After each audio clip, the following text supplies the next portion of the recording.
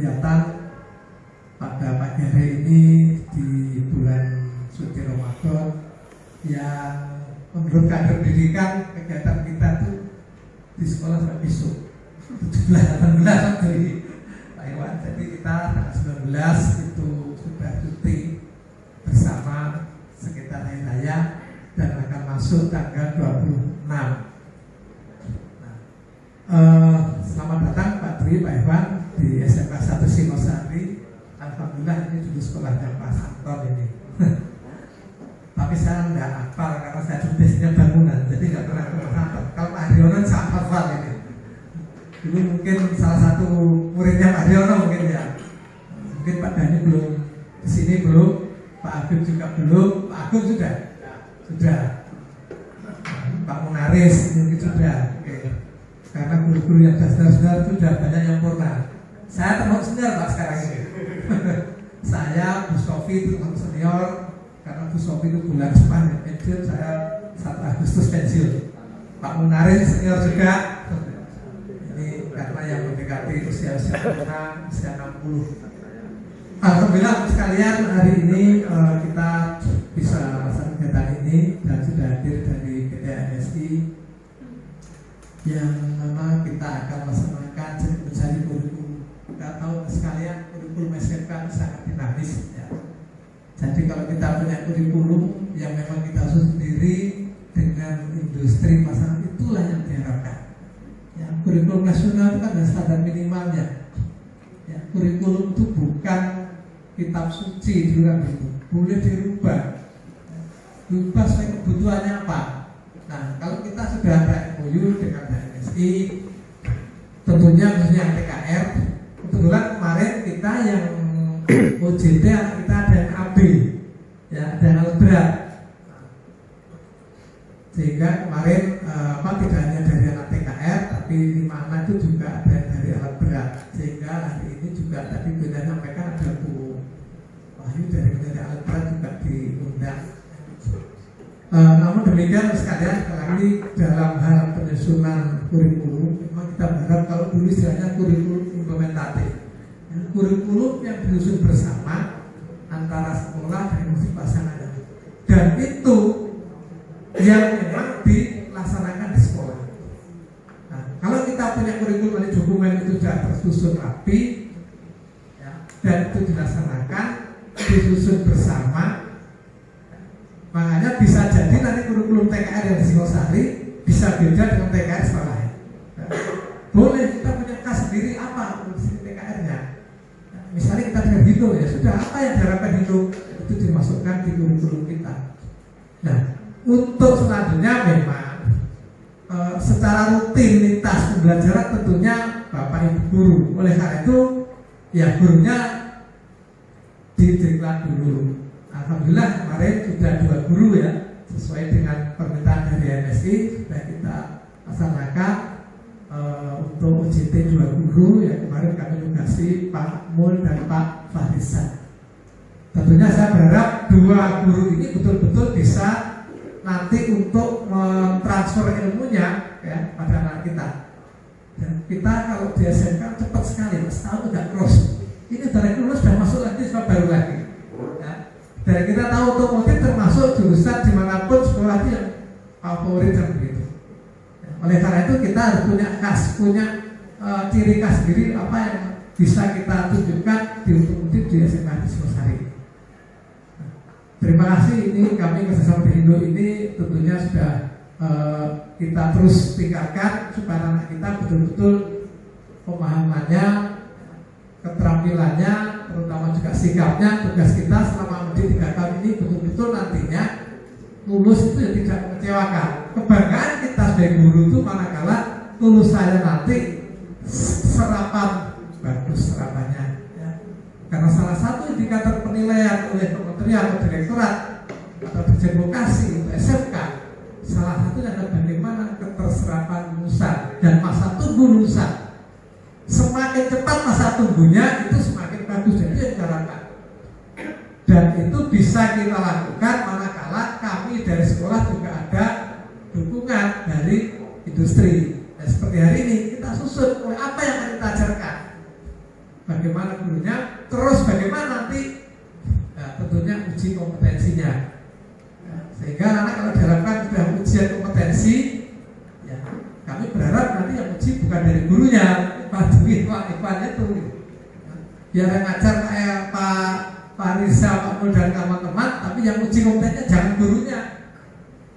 Uji ya dari industri yang uji, sehingga anak dinyatakan layak atau tidak, kompeten atau tidak. Kalau diuji guru sendiri nanti setiap hari diajar, diuji. Nah, sehingga anak juga merasa satu sisi juga beda, ya, bahwa betul-betul yang uji dari dia industri.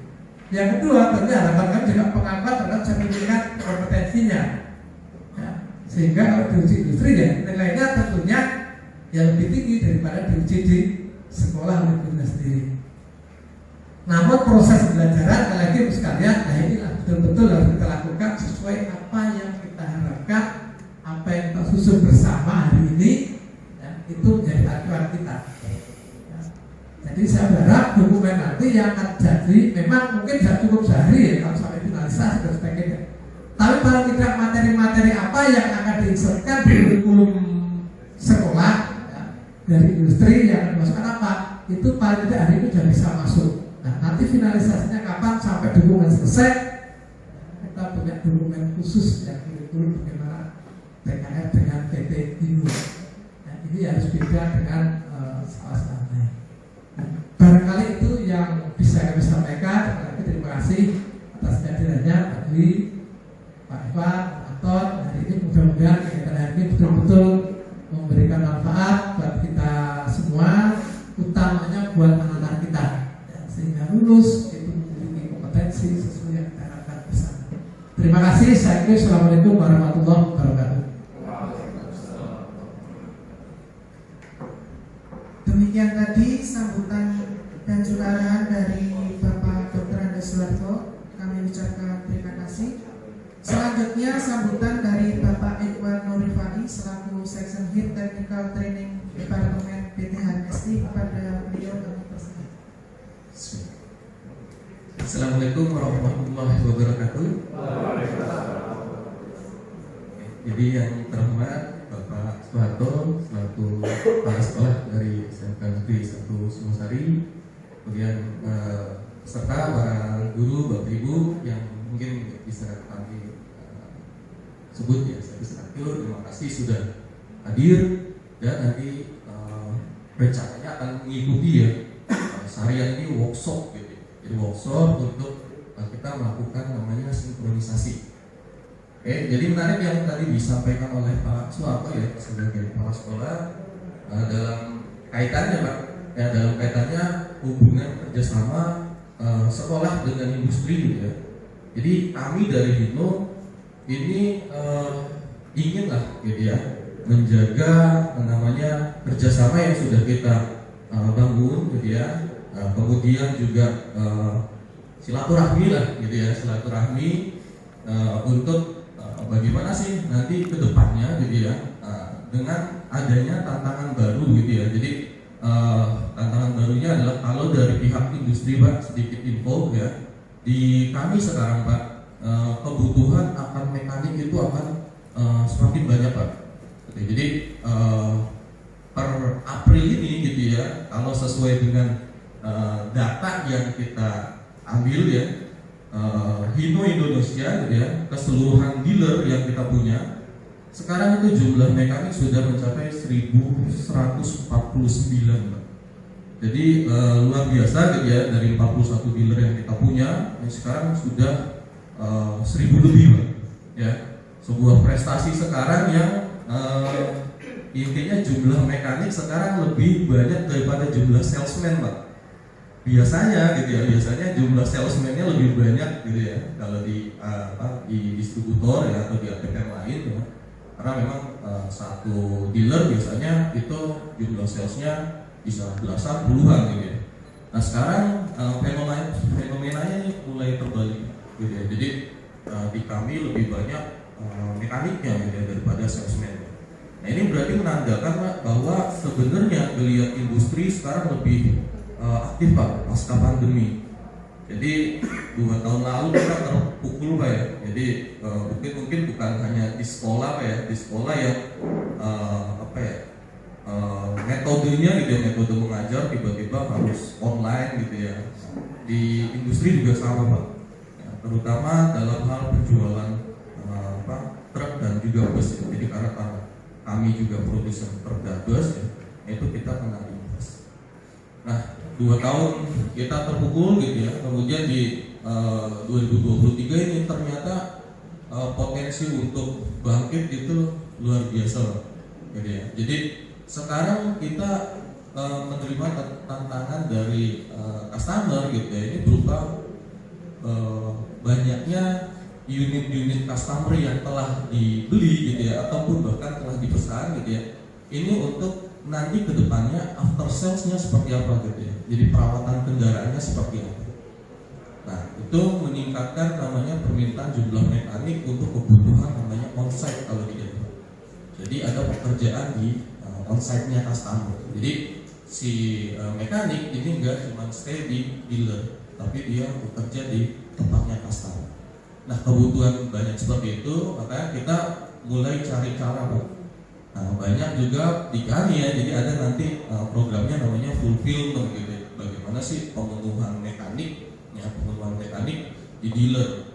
Nah cara mendapatkan fulfillment gitu lebih cepat itu kita dekat ke sekolah Pak, karena sumber daya manusia gitu yang bisa kita dapatkan gitu ya, ini kita nggak bisa cari di market yang lain gitu ya, atau mengharapkan dari ex perusahaan lain gitu.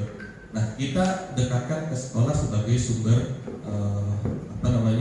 mendapatkan manpower tersebut.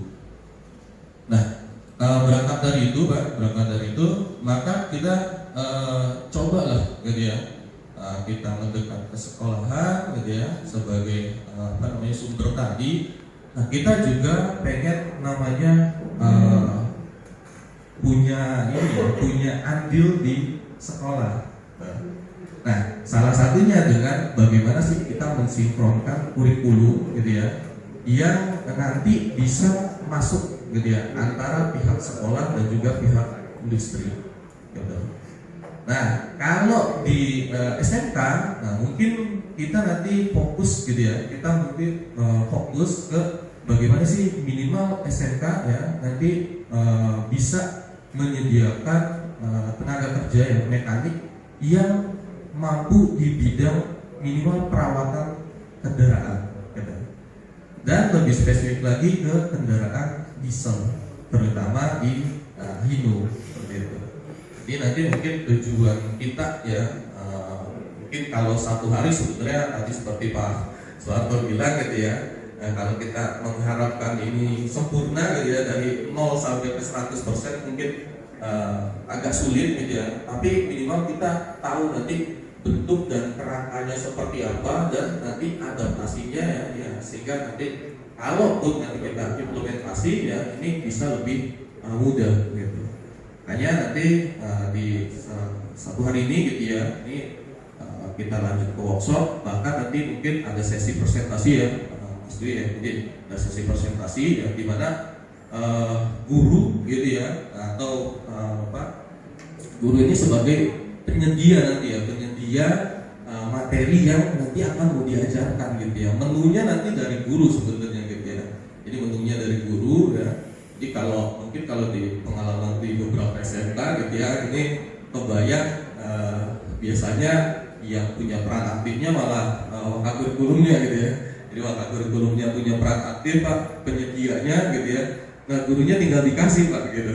Jadi gurunya tinggal dikasih. Nah ini sekarang kita coba balik ya metode yang seharusnya memang dari gurunya, nanti wakil kurikulumnya ini tinggal mentoring dan monitoringnya aja gitu. Monitoring dan juga nanti sebagai eksekusinya tetap di guru.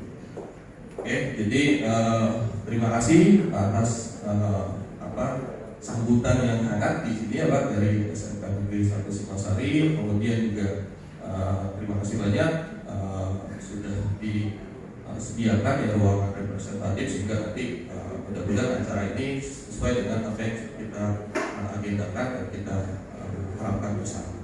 Mungkin itu yang dapat saya sampaikan. Selebihnya mohon maaf. Ya. Kemudian topik saya. Assalamualaikum warahmatullahi wabarakatuh. Terima kasih untuk sambutannya Bapak Iwan. Acara berikutnya yaitu pemaparan kurikulum SMK yang akan disampaikan oleh Bapak Dhani Setiawan pada Pak Dhani, monggo.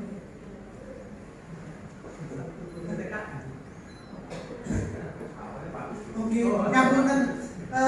Diawali oleh Pak Agus Triadi selaku Wakil Kepala Urusan Kurikulum. Pada Pak Agus Triadi kami persilakan.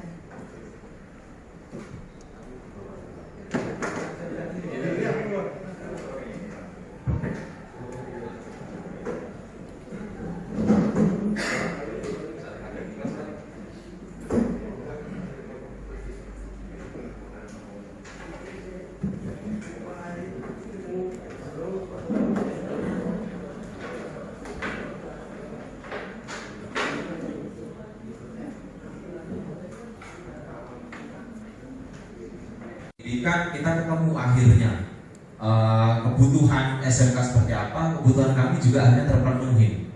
Kira-kira seperti itu Bapak Ibu. Akhirnya yang tadi engagement ataupun sama-sama membutuhkan win-win solution, SMK menghasilkan lulusan, kami juga bisa memanfaatkan lulusan dengan baik. Kira-kira seperti itu. Kemudian tujuan utamanya yang pertama tentunya mensinkronkan kebutuhan industri, khususnya kami di industri otomotif.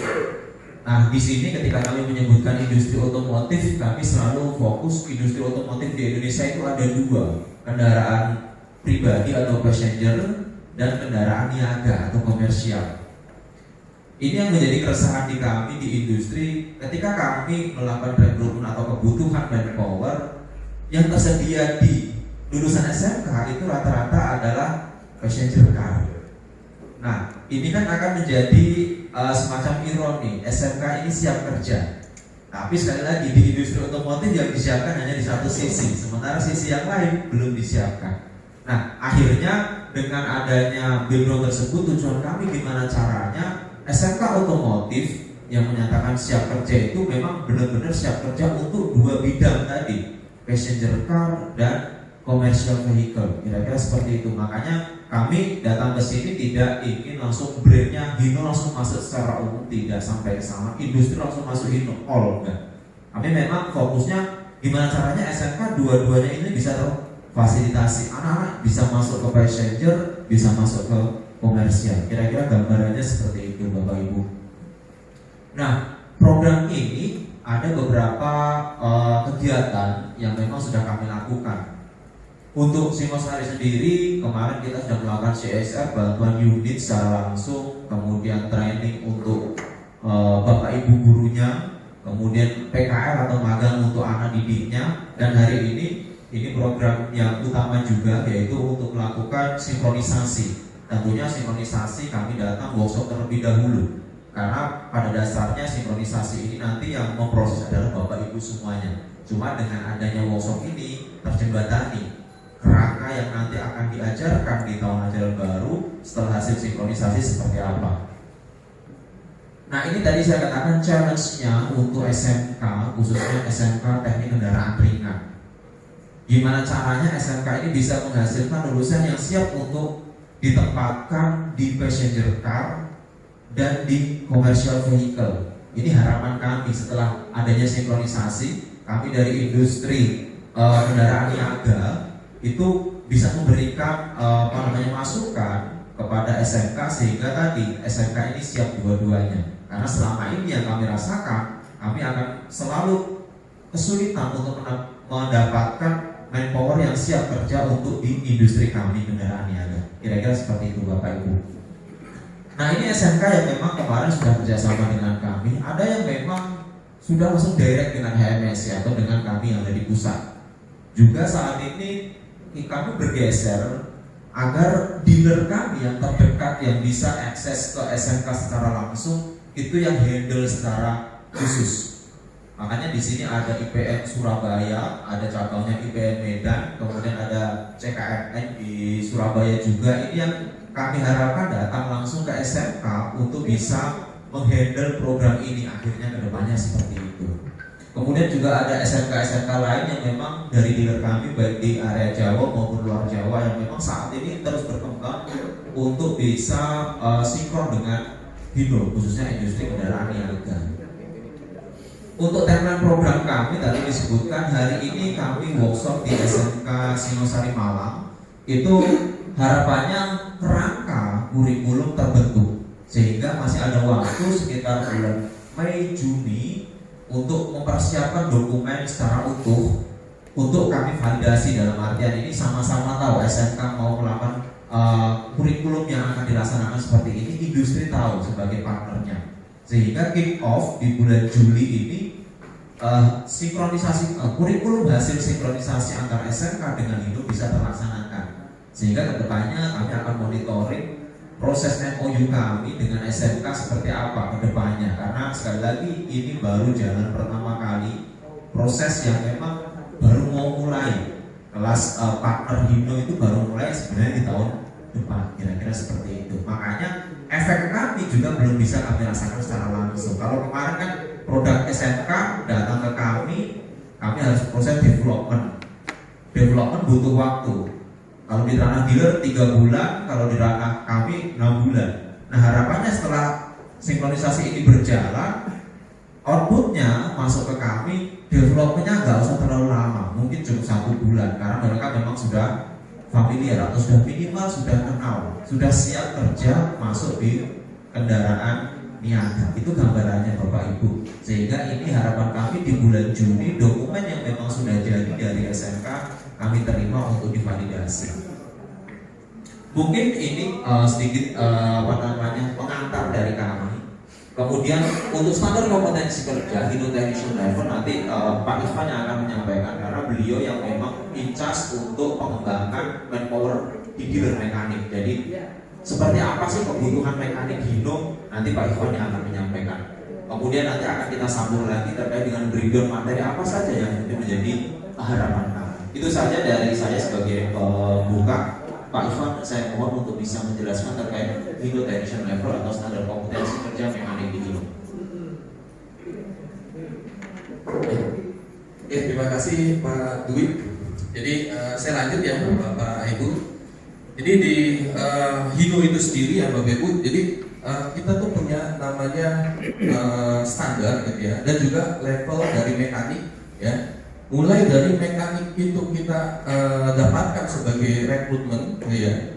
Kemudian nanti berlanjut ke level awal mekanik ya, level awal mekanik itu nanti sebagai apa ya, sebagai pendatang barunya gitu ya, nanti di level junior gitu ya. Kemudian lanjut ke senior, jadi kita nanti ada senior technician, ada professional technician, hingga nanti tahapan paling akhir itu ke namanya kalau di kita ya, itu kita sebutnya sebagai spirit master Pak. Nah spirit master ini sudah bukan technician biasa gitu ya. Jadi kalau spirit master dia job desk-nya adalah bisa mengajar salah satunya gitu. Jadi sebagai people development nanti di dealer.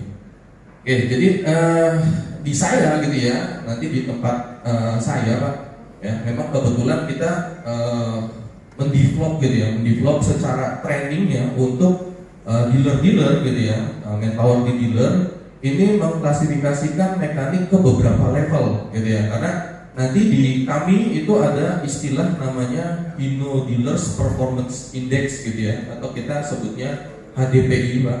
Jadi nanti ada rumusan ya untuk seberapa persen jumlah junior yang dibutuhkan dealer, kemudian seberapa persen seniornya, seberapa persen profesional, dan seberapa persen spirit master, sehingga nanti di satu dealer itu dibilang ideal ketika jumlah rasio indeksnya tadi itu sesuai Pak. Jadi nggak kebanyakan junior terus ya, seniornya satu, nggak ada profesional, nggak ada spirit masternya. Nanti kita nyebutnya itu satu dealer tersebut kalau kasusnya dia banyak juniornya sama newcomernya, pendatang baru Pak, yang belum di training sama sekali, seniornya cuma 1 orang, ya, kemudian profesionalnya 0, nggak ada, spirit masternya 0, nggak ada, ya, itu nanti dealernya cuma bisa maintenance Pak, ya, sama repair ringan, ya. Kemudian kalau nanti ada kebutuhan diagnosis gitu ya dan troubleshooting, nggak bisa Pak, karena nggak ada profesionalnya Pak, ya, profesionalnya nggak ada, nanti bingung, biasanya telepon ya, telepon tolong orang pusat kirim gitu, bantu untuk melakukan troubleshoot gitu, ya. Jadi kami harapkan sama gitu ya, jadi di setiap dealer tuh ada yang namanya rumusan performance index, sehingga nanti kita servis di dealer manapun gitu ya, di dealer manapun editionnya sama Pak, yang bisa ada yang bisa repair, ada yang bisa maintenance, dan ada yang juga bisa troubleshoot gitu. Nah ini secara general gitu ya, dari tadi ya level-level yang saya sebutkan gitu ya, dari junior, senior, profesional, speed master gitu ya. Jadi kita ya itu tetap yang mengajarkan ada yang namanya penerapan dasar keselamatan kerja dan juga kesehatan, ya. Kemudian menerapkan komunikasi gitu ya, menerapkan kerjasama, kemudian menguasai informasi pengetahuan yang tentang product knowledge gitu ya. Jadi ini juga hal penting ya. Jadi di semua level ya, minimal dari junior ya, dari junior ini kita sudah sisipkan gitu materi namanya product knowledge, sehingga nanti nggak ada ya istilahnya mekanik hino gitu ya, atau mekanik yang memang belajar hino gitu ya, ini nggak tahu model kendaraan gitu yang nanti akan diservis. Ya, karena tadi Pak Dwi juga sampaikan gitu ya, nah ironi Pak ya, jadi ada di bidang otomotif tadi kan kita juga bisa pisah ya secara garis besar, ada yang namanya passenger car dan juga vehicle gitu ya, vehicle dari commercial car gitu ya. Nah, di mana konsentrasi sekolah biasanya memang lebih condong ke arah passenger car dibanding commercial car. Dan kalau dari nama juga sebenarnya kayak cukup bingung juga gitu ya. Jadi kalau di kami itu dikatakan masuk gak sih ya kalau komersial car kami gitu ya, ke kendaraan ringan gitu ya. Nah, jadi ke kendaraan ringan itu kayaknya juga kurang pas gitu ya. Ke alat berat juga nggak pas Pak. Ya, jadi nggak ada kendaraan sedang gitu kira-kira. nggak ringan, nggak berat gitu ya.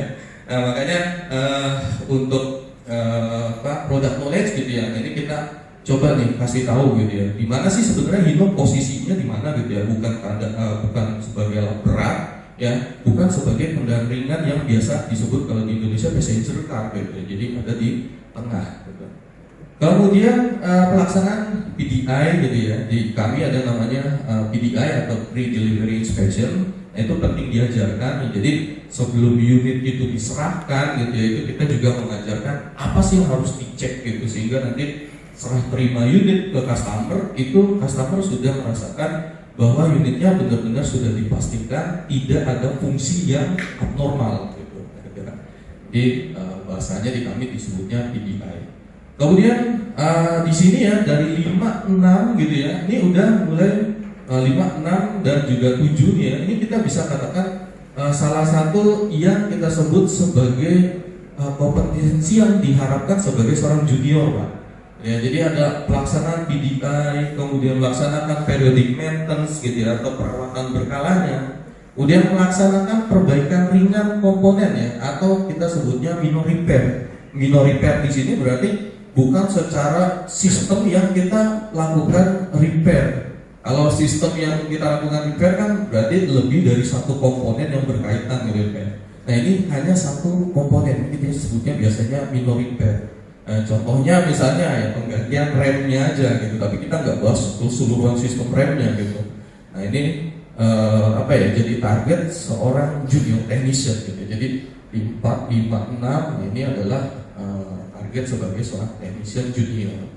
Kemudian melaksanakan perbaikan berat. Nah, ini tambahan gitu ya, perbaikan berat komponen kendaraan atau kita sebutnya sebagai overhaul.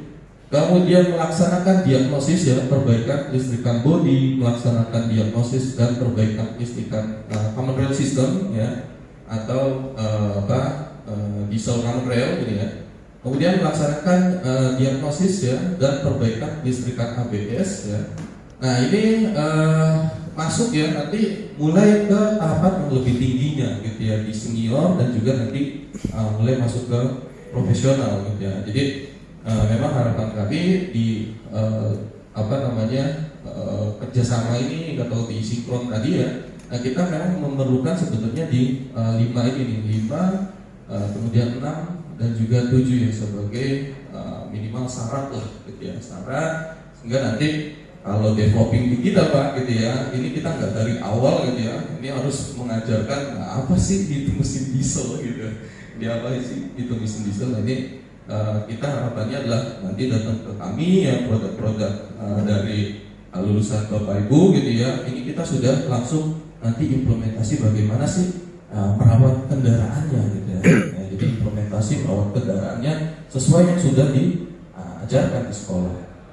Kemudian melaksanakan pengaturan dan juga customization ya kendaraan untuk menggunakan namanya diagnosis tools ya, kita sebutnya DX tools ya. Kemudian 13 membuat laporan teknik ya dan juga estimasi perbaikan. Yang terakhir ini melakukan transfer knowledge dan pengembangan karir. Ini tadi saya bilang sebagai tahapan mekanik paling akhir yang disebutnya spirit master.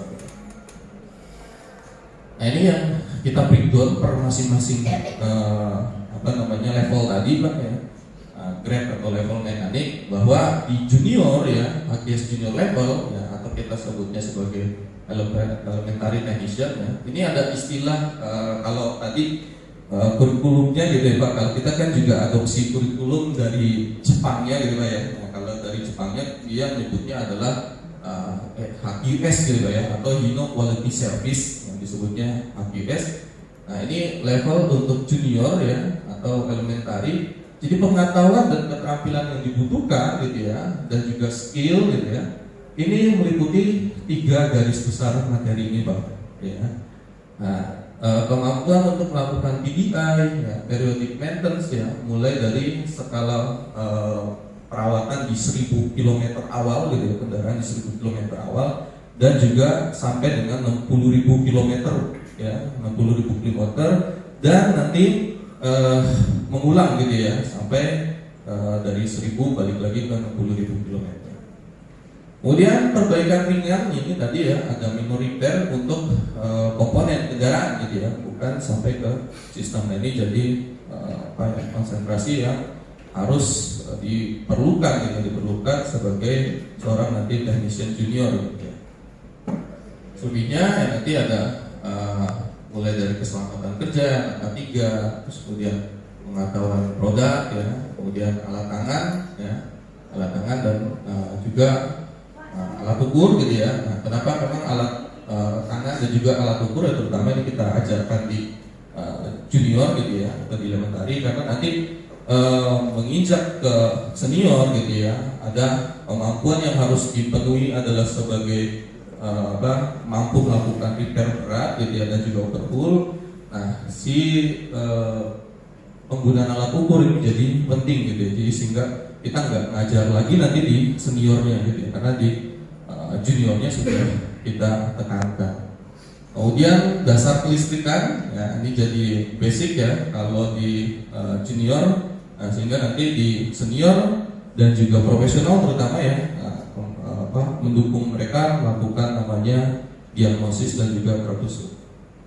Kemudian dasar mesin, kemudian dasar perawatan mesin gitu ya, dasar sasis dan juga dasar perawatan sasisnya, dan ada pengetahuan dasar sistem common rail ya. Nah sementara sebenarnya ya di kami juga mulai per tahun ini ya, karena kita di Hino ya terutama ini kedapatan regulasi baru dari pemerintah ya, bahwa semua produk Hino adalah produk yang harus lulus emisi gas buang Euro 4 Pak. Jadi bukan cuma Hino ya, tapi kendaraan komersial ya, sekarang yang menggunakan diesel itu semua produknya harus sudah berstandar emisi Euro 4. Nah, ini sebenarnya kita juga masuk nanti ya di junior itu dasar mengenai emisi gas buang gitu, atau Euro 4 seperti apa, dan juga dasar dari alat diagnosis seperti apa sih gitu ya. Jadi pengetahuan sederhananya alat diagnosis apa ya, kemudian bagaimana login-nya misalnya gitu ya, hanya sekedar login dan membaca kerusakan seperti itu. Oke, ya, jadi atau kita sebutnya senior level, senior level ini kompetensi yang memang harus dibutuhkan gitu, yang harus disediakan. Ini adalah bagaimana sih seorang senior level ini melakukan namanya perbaikan berat gitu ya. Jadi perbaikan berat di sini ini kita garis bawahi dia mampu melakukan overhaul gitu ya, bukan hanya sekedar remove dan juga install ya, tapi overhaul di sini ya, ini kita tekankan bagaimana sih nanti dia juga menganalisa gitu ya sistem yang dari kendaraan atau dari komponen yang dia overhaul gitu ya, ini seperti apa gitu ya, cara kerjanya seperti apa, kemudian dasar analisanya seperti apa gitu. Nah, kemudian berikutnya yang kompetensi yang kita harapkan juga ada detail komponen mesin. Nah, ini lebih detail gitu ya. Kemudian kerja sistem pada mesin ya. Ini ada beberapa yang harus dipenuhi dari sistem pendinginan gitu ya, belum masak. Kemudian kerja komponen tambahan ya, kita ada namanya komponen tambahan Pak, komponen tambahan pada mesin ya. Mulai dari ada ya mungkin kalau subinya sama ya, kalau di kami ya mungkin kalau di kendaraan vehicle komersial lah, ini pasti ada penggunaan turbocharger, kompresor udara gitu ya, karena memang lebih banyak juga ada penggunaan pneumatik gitu. Kemudian sistem kerja kopling gitu ya, transmisi. Nah, ini keseluruhan yang terkait dengan seluruh sistem kerja yang ada di kendaraan gitu. Dan terakhir lebih mendetail ke kerja common railnya gitu ya. Kalau mungkin di juniornya tadi hanya dasar gitu ya, dasar pemahaman common rail seperti apa. Kalau di seniornya ini lebih mendetail gitu ya, bagaimana sih komponen kerja dari common rail. Kemudian HKS profesional gitu ya. Nah, ini HKS profesional dan kompetensi dan pengetahuan yang harus dipenuhi gitu ya. Ini adalah yang kami garis bawahi di kita tebalkan di pertama, ini melakukan pengetahuan dan juga keterampilan terkait dengan diagnosis dan juga perbaikan kerusakan electrical body atau electrical engine dan juga sasis.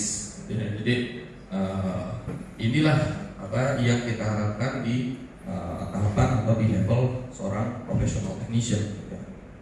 Kemudian pengoperasian dari alat diagnosis, kemudian pemahaman dari electrical wiring, kemudian pemahaman dari electrical wiring yang khusus di common rail systemnya, kemudian karakteristik dari sensor dan juga aktuator ya, karena memang lebih mendetail bagaimana sih ya seorang profesional nanti mampu melakukan analisa yang lebih dalam nih ya, sehingga nanti bentuk pekerjaan seorang profesional technician ya di kami kita sih mengharapkannya ya Pak, jadi sebuah pekerjaan nanti dia lakukan itu tuntas, bukan sekedar hanya mengganti komponen Pak gitu ya, tapi sampai ke akarnya ya, bagaimana sih komponennya itu bisa rusak gitu. Nah itu yang kita tekankan di profesional. Kemudian beberapa materi diagnosis ya yang diajarkan di profesional ya, sehingga nanti mendukung ya, keterampilan dan juga pengetahuan yang dibutuhkan sebagai seorang profesional. Harapan kami gitu ya di kegiatan ini ya, kita coba mulai ya bagaimana sih men-set sama-sama gitu ya kurikulum yang ada di sekolah dan juga yang sesuai dengan yang biasa kami ajarkan gitu ya. Nah, ini seperti ini ya gambarannya. Jadi di kami ada junior, ada senior dan juga ada profesional ya. Sehingga nanti kami mengharapkan ya minimal di level junior tadi Pak gitu ya, mampu melakukan PDI, mampu melakukan dasar maintenance ya, itu bisa terpenuhi.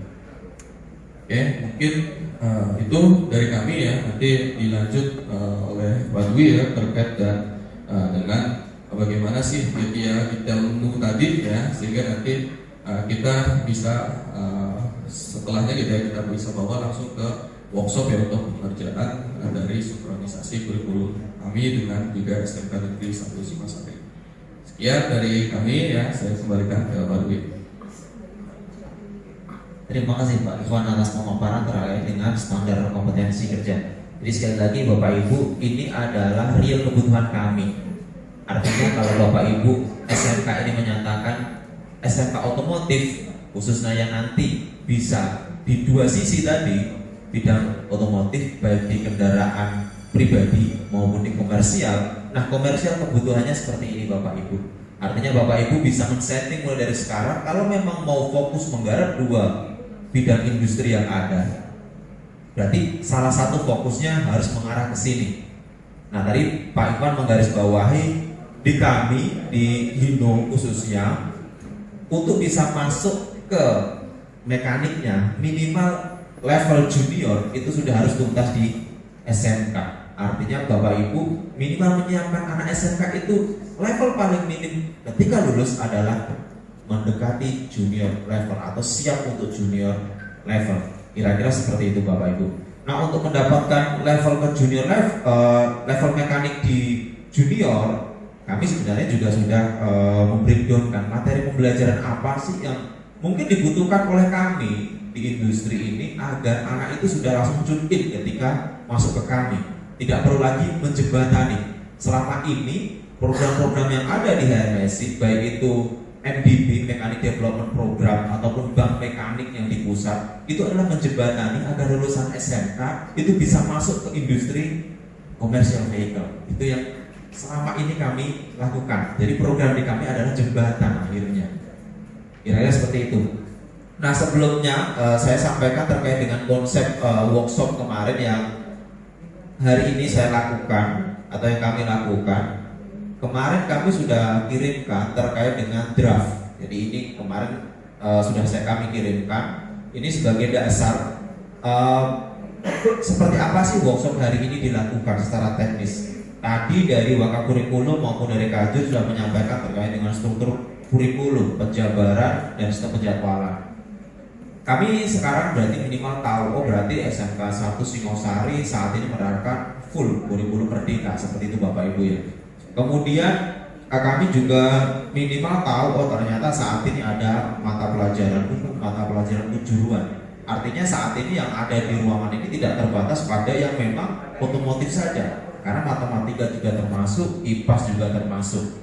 Nah, setelah workshop di beberapa SMK, akhirnya kami juga sedikit punya pemahaman. Ternyata kurikulum merdeka sebenarnya dikatakan lebih fleksibel untuk mengatur apa saja yang mau disampaikan ke anak. Walaupun di situ sudah ada batasannya, kerangka tersebut yang dari pemerintah.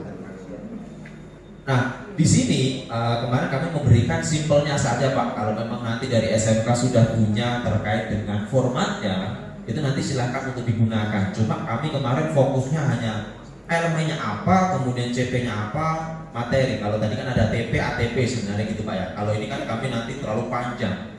Kalau kami taunya ya udah dari elemen, kemudian materi sebenarnya itu cukup. Materinya apa sih dari elemen tersebut? Nah, di sini ini kan rata-rata kalau SMK kan sesuai dengan dokumen yang ada dari pemerintah, diserap, dimasukkan dalam menjadi materi sampai keluar alokasi waktu untuk masing-masing materi atau kalau secara global elemen tersebut dikasih waktu berapa jam sih dari pembagian alokasi yang ada. Tadi kan garis besarnya kita tidak bisa keluar dari alokasi materi, alokasi jam pembelajaran yang sudah ada pada pemerintah. Nah, konsepnya ketika materi ini Bapak Ibu sudah susun, kemudian ada inputan dari kami karena kami nanti akan menyampaikan materi-materi apa. Kalau memang materi itu belum ada di dokumen yang Bapak Ibu susun, harapannya di sini nanti Bapak Ibu langsung insertkan, misalnya tadi terkait dengan produk Hino gitu ya. Bapak Ibu langsung bisa masukkan terkait dengan produk Hino di sini. Nah, ini harapannya sederhana seperti ini sehingga ini nanti kami tahu dikasih tanda bahwa produk Hino sekarang sudah masuk nih di pelajaran terkait dengan bisnis bidang otomotif secara menyeluruh. Itu gambaran terkait dengan konsep kita datang hari ini untuk workshop. Nah, di akhir sesi setelah kami menyampaikan nanti kita berikan sesi diskusi, kemudian waktu untuk Bapak Ibu memasukkan materi yang menjadi concern kami. Kemudian ada sesi presentasi dari Bapak Ibu untuk menyampaikan ini loh materi yang hasil telah dokumen kami, dan sinkronisasi dengan Indo. Jadi Bapak Ibu harapannya per masing-masing mata pelajaran itu bisa memasukkan. Nah ini nanti juga akhirnya dinamis Bapak Ibu terkait dengan pelaksanaan ini. Karena sekali lagi setiap SMK punya karakteristik masing-masing. Tadi sedikit gambaran saya dapat terkait dengan dasar-dasar otomotif ternyata masih dibagi sama seperti kurikulum 13 kemarin, yang mana masih ada 3 sub pembagian. Ada pekerjaan dasar, kemudian ada teknologi dasar, ada gambar teknik. Sementara di kami nanti juga ada concernnya Pak. Contoh paling mudah adalah gambar teknik, ini gambaran. Oh gambar teknik di kami concernnya mungkin kecil, karena kami rasa, kami pandang ini belum menyumbang kompetensi terbesar untuk mekanik. Akhirnya kami di beberapa SMK minta untuk alokasi waktunya dikurangi. Nah kayak gitu Pak dinamisnya di kami. Tapi sekali lagi ini nanti pihak sekolah yang menentukan apakah mau dikurangin atau tidak. Karena kalau ada satu guru, akhirnya kalau dikurangin susah nih, waktunya hanya kecil jam mengajarnya. Nah ini monggo nanti dinamikanya seperti apa dari pihak SMK menerimanya dan hasil diskusinya. Dan juga nanti saya juga akan sampaikan terkait dengan pengalaman kemarin ketika diskusi dengan guru-guru di SMK yang sebelumnya, baik di Jogja maupun di Jawa Tengah. Mungkin seperti itu Pak konsepnya. Jadi kalau memang dari konsep ini ada pertanyaan dulu sebelum saya sampaikan, monggo, sehingga nanti Bapak Ibu bisa lebih mudah untuk mencermati apa yang menjadi harapan kami. Sekali lagi kami garis bawahi tidak hanya sebatas di guru otomotifnya, tapi juga kami di situ terjemahan guru kejuruan. Sementara kejuruan tadi masuk semuanya, matematika, kemudian bahasa Inggris, kemudian IPAS tentunya sama informatika. Di sini kami juga bawa pesanan akhirnya Pak. Dari breakdown materi elemen yang ada di IPAS, kami juga pengen ditambahin. Karena saat ini kalau kami tahu IPAS yang ada di sini adalah IPAS umum, baik SMA, MA maupun SMK itu sama. Padahal sekali lagi kita anak itu masuk di SMK otomotif sudah memilih kami pengen jurusan otomotif. Artinya kejuruan juga harus diarahkan ke otomotif. Nah, dengan konsep ini kira-kira guru IPAS yang menerima atau tidak gitu Pak? Bisa Kalau Pak. kita tahu ada guru IPAS Pak? Ada. Ada lah ya. Jadi, Ada. Ya ini akhirnya kayak gitu nih Pak. Karena sekali lagi anak sudah memilih di jurusan otomotif. Yang kita siapkan juga harus otomotif akhirnya mengarah, baik itu konten maupun materinya langsung. Nah di IPAS kami bagi ada 2 yang mau kita masukkan. Yang pertama IPAS cabang ilmu fisikanya, sehingga lebih detail gitu Pak ya. Cabang ilmu fisikanya ada materi yang pertama terkait dengan besaran satuan. Di otomotif besaran satuan adalah implementasi. Ketika anak ukur panjang misalnya menggunakan milimeter, tapi ketika dikonversi ke sentimeter seperti apa nih? Itu Pak ya. Itu yang paling mudah. Yang mungkin lebih naik lagi ketika anak mengukur tekanan, nah itu tekanan kompresi atau tekanan penginjeksian misalnya. Oh ada satuan menggunakan pressure kilogram per sentimeter persegi misalnya per tera. Tapi misalnya menggunakan alat di SMK punya alat standarnya MPa. Ketika anak tidak bisa melakukan konversi, akhirnya akan menjadi masalah. Dengan nilai yang sama 180 MPa itu akan berbeda dengan 180 kg cm. Artinya materi ini adalah materi yang menjadi basic untuk masuk ke ranah otomotifnya. Makanya di sini besaran, pokok, turunan, satuan konversi dan pengukuran. Ini kita pengen masukkan ke menunya IPAS. Nah, disinilah peran Bapak Ibu yang di guru mapel. Kira-kira materi yang pengen kita masukkan ini masuknya ke elemen mana? Sebenarnya Bapak Ibu yang tahu nih. Gitu ya, dimulai dari pihak elemennya, CP-nya, kemudian tujuan pembelajarannya, kira-kira mau masuk ke mana? Ini harapan kami dari workshop ini Bapak Ibu bisa menyampaikan, Pak, materi ini terkait dengan besaran satuan kami sudah masukkan di elemen ini. Kalaupun nanti akhirnya muncul JP, berarti kan karena prioritas di kami JP-nya harus bertambah dibandingkan sebelumnya. Kira-kira seperti itu Bapak Ibu ya, khususnya di IPA saat ini yang kami bahas. Yang kedua, gerak dan gaya. Oh ya, ada perbedaan warna nih Pak. Yang satu warnanya orange tadi. Ini berarti penekanan di kami Pak.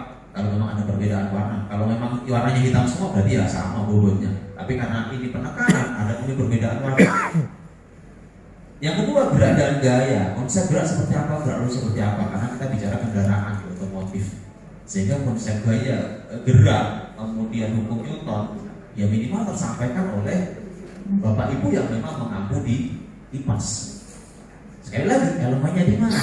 Kalau Bapak Ibu yang fokus di sana bisa memasukkan. Harus sekali lagi, kadang kami di industri nggak sampai menerapkan elemen TP dan walaupun hanya sekilas saja ya Bapak Ibu. Artinya kami mohon Bapak Ibu yang memang mengampu mata pelajaran tersebut yang memasukkan mau di mana ini kira-kira seperti itu.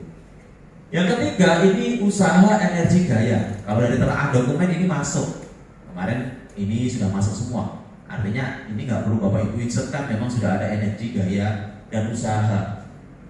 Konsep paling mudah di kendaraan adalah momen. Kendaraan itu pasti momennya berapa, tenaganya berapa. Anak membedakan momen dan tenaga masih bingung. Padahal di kami jelas momen itu kan gaya kali jarak atau hasil pembakaran dikali dengan jarak dari crankshaftnya. Nah sementara usaha atau tenaganya apa? Nah itu kan konsep yang memang harus diajarkan melalui materi IPAS ini. Nomor 4, sifat mekanikal bahan. Ada namanya tegangan, ada namanya elastisitas, plastisitas. Contoh paling mudah di aplikasi di otomotif, anak ketika ngencengin baut dengan sekuat tenaga dia akan mematahkan baut. Kemudian ada metode pengencangan baut itu namanya plastis region. Nah, istilah-istilah itu kalau memang anak belum tahu konsep apa itu elastis, apa itu plastis, tentunya ya hanya sebatas tahu pokoknya ngencengin ya segini. Kalau lebih patah. Tapi konsepnya belum masuk. Nah, ini kalau memang bisa masuk, itu akan memudahkan masuk di kompetensi otomotifnya nanti. Jadi jangan sampai anak itu mengencangkan sekuat tenaganya atau sesuka hatinya. Kalau habis makan langsung kencengin ya patah misalnya, karena memang melebihi daerah plastis. Ini contoh konsepnya seperti itu. Nomor 5, fluida statis dan dinamis. Ini akan mengantarkan anak untuk mengetahui tekanan hidrostatis, maupun Pascal, viskositas. Yang mana memang di otomotif ya hari-harian kayak gitu. Oli ada viskositasnya. Penerapan sistem kopling, tekanan, dan lain sebagainya. Tentunya ini menjadi pokok bahwa tadi anak milih otomotif sudah dibekali dengan menu-menu yang memang akan menunjang kompetensi di otomotifnya. Selanjutnya ada suhu dan kalor. Jelas di otomotif adalah perubahan dari suhu menjadi tenaga. Kalau suhu saja mereka belum tahu, apalagi aplikasinya. Kemudian gimana perambatan suhu ketika dia mau membuang panas. Kira-kira seperti itu Bapak Ibu. Nomor 7, listrik statis, listrik dinamis. Ini kami buat lagi, kami warnain karena menjadi prioritas. Sebagai gambaran Bapak Ibu sekarang, ketika kami rekrutmen atau melakukan interview ke anak-anak, materi apa yang paling mereka senangin atau paling kuasain dan paling tidak disenangi atau tidak kuasain, listrik ini menjadi jawaban pertama yang paling tidak disenangi Bapak Ibu dan paling tidak dikuasai. Padahal sekali lagi industri otomotif larinya sekarang elektrik Pak. Kalau otomotif teknologi larinya elektrik, tapi anak ini masih belum mau bergerak mengarah ke sana, berarti kita belum menyiapkan anak itu untuk masuk ke industri ini. Kira-kira gambaran perbedaannya seperti itu Bapak Ibu.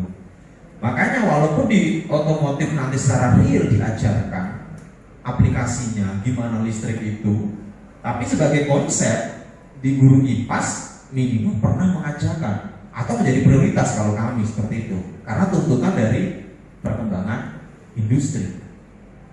Anak mengenal listrik statis, listrik dinamis sebenarnya tidak terbatas di situ saja. Ada hukum Ohm, apa itu voltase, apa itu ampere, apa itu tahanan. Kemudian terkait dengan rangkaian, apa itu rangkaian seri, paralel, pengukurannya seperti apa. Itu masuknya di ranah listrik. Kemudian ada yang terakhir nomor 8 yang perlu kita masukkan, fokuskan di kemagnetan dan elektromagnetik. Hampir semua komponen elektronik yang ada pada kendaraan, elektromagnetik ini punya peranan penting. Contoh paling mudah kalau guru-guru otomotif, relay. Simpel saja relay. Tapi ketika anak itu belum punya konsep elektromagnetik, relay itu ya hanya sebatas batang kotak gitu Pak. Ada 4 terminal misalnya. Bagaimana kerjanya? Itu mereka masih bingung karena konsepnya belum masuk. Padahal kalau kadang sederhana di kami Pak, ada lilitan dialiri arus menjadi medan magnet. Dengan hanya anak itu pegang konsep itu bisa dipakai di beberapa komponen di otomotif. Nanti tidak sebatas relay saja, karena banyak sekali Pak, ada sensor juga, ada aktuator juga. Kemudian kalau di sasis makin banyak lagi. Artinya ini harapannya yang kita masukkan di ilmu fisika bisa tersampaikan, bisa didelivery oleh guru-guru IPAS sebagai penguat konsep ketika mereka masuk ke ranah teknis di otomotifnya. Kira-kira seperti itu Bapak Ibu di bagian IPAS. Nah ini harapan kami, mohon guru IPAS mulai nih ngedraft, kira-kira masuk gak ini di elemen apa. Kalaupun nanti ada diskusi silahkan kami buka diskusi, kira-kira mau dimasukkan di elemen apa. Tapi kalau dari pengalaman kemarin, minimal di TP tujuan pembelajaran kok ada kata-kata di situ masuk, silahkan bisa dimasukkan di materi tersebut Bapak Ibu dengan alokasi waktu yang memang menjadi prioritas dibandingkan dengan elemen-elemen lain yang memang secara dokumen dari pemerintah sudah ada. Itu gambarannya Pak Bu. Kemudian IPAS, ilmu kimia, ini cabang kedua gitu ya, karena udah disambung. Kalau dulu kurikulum 13 katanya ada fisika, ada kimia gitu Pak ya. Sekarang pokoknya IPAS dengan alokasi waktu yang tadi 200-an berapa itu tadi. Nah di sini Bapak Ibu untuk IPAS cabang ilmu kimia masuk di kimia dasar, kemudian terkait dengan unsur persenyawaan, rumus kimia, dan yang terakhir adalah komposisi kimia. Contoh paling mudah, ketika kami di otomotif mengatakan udara, mungkin guru kimia mengatakan O2, nitrogen plus O2 perbandingan 80-20 misalnya gampangannya. Ketika teman-teman mengatakan oh ini solar nih, mungkin dari kimia sisinya mengatakan C12, H22 atau H23 tadi. Sehingga ketika bereaksi jadi H2O, CO2. Nah, di situ ya kadang kita guyonnya gini Bapak Ibu. Mungkin kita percaya guru kimia yang ngajar terkait dengan konsep itu daripada guru otomotifnya. Karena tahunya guru otomotif ya itu saja, tapi konsep persenyawaannya mungkin kurang. Kan kita biasanya seperti itu Bapak Ibu. Pokoknya percaya guru kimia saja lah yang ngajar terkait dengan unsur-unsur kimia, kemudian persenyawaan dan reaksi kimianya. Kemudian contoh paling gampang lagi adalah baterai. Teman-teman otomotif jelas baterai itu adalah komponen utama kalau ada di kelistrikan. Apa itu PB, BBSO4, H2SO4, ketika charging bagaimana, discharge bagaimana. Sekali lagi, kok ada angka 4 di depannya, kok ada angka 8, kok ada angka 2, itu apa sih? Nah ini mohon nih guru-guru IPAS bisa lebih spesifik lagi bagaimana reaksi kimia itu terjadi.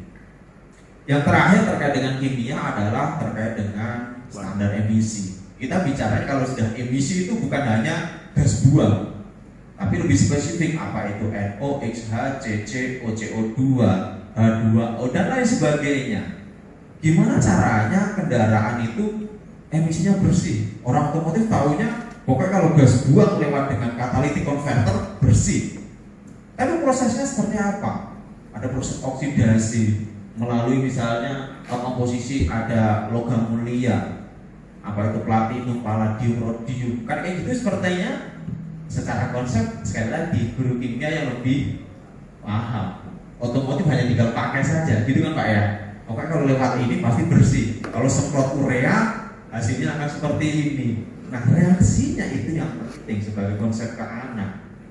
Itu gambarannya pentingnya IPAS diarahkan ke kejuruan yang mereka ambil. Tadi saya dikatakan di awal, mungkin IPASnya bangunan beda dengan IPASnya otomotif, beda IPASnya dengan informatika, beda dengan IPASnya kejuruan yang lain. Nah inilah tugasnya Bapak Ibu guru di jurusan kejuruan otomotif untuk bisa mengarahkan ke sana. Sekali lagi kita merdeka gitu Pak ya, untuk mengatur materi apa saja yang menjadi prioritas disampaikan. Mungkin seperti itu Bapak Ibu di IPAS yang mungkin bisa menjadi catatan untuk bisa disinkronkan ke depannya. Memang kelihatannya banyak nih ada materi-materi, tapi sekali lagi kalaupun itu hanya masuk satu elemen nggak masalah, yang penting elemen itu menjadi prioritas. Kalaupun tadi 216 jam berarti ini prioritas utama di otomotif Pak. Jadi kita tahu kebutuhannya kira-kira seperti ini. Materi yang lain akhirnya sebagai pelengkap. Kalau kita mengatakan cukup tahu saja, misalnya contoh terkait dengan bumi, cukup tahu saja bumi ini seperti ini loh.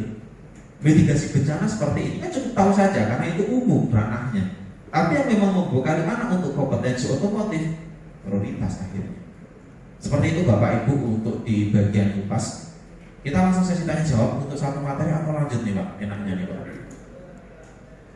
Lanjut atau lanjut UPAS ini mau diskusi ya nanti berarti simpan dulu, saya sampaikan dulu materi di sini gitu Pak ya. Lanjut, ini materi soft skill yang akan menyasar di pelajaran bahasa Indonesia, bahasa Inggris dan informatika. Saya harap juga ada di sini gurunya, sudah siap. Soft skill di sini kita fokus di communication skill-nya Pak, skill komunikasi.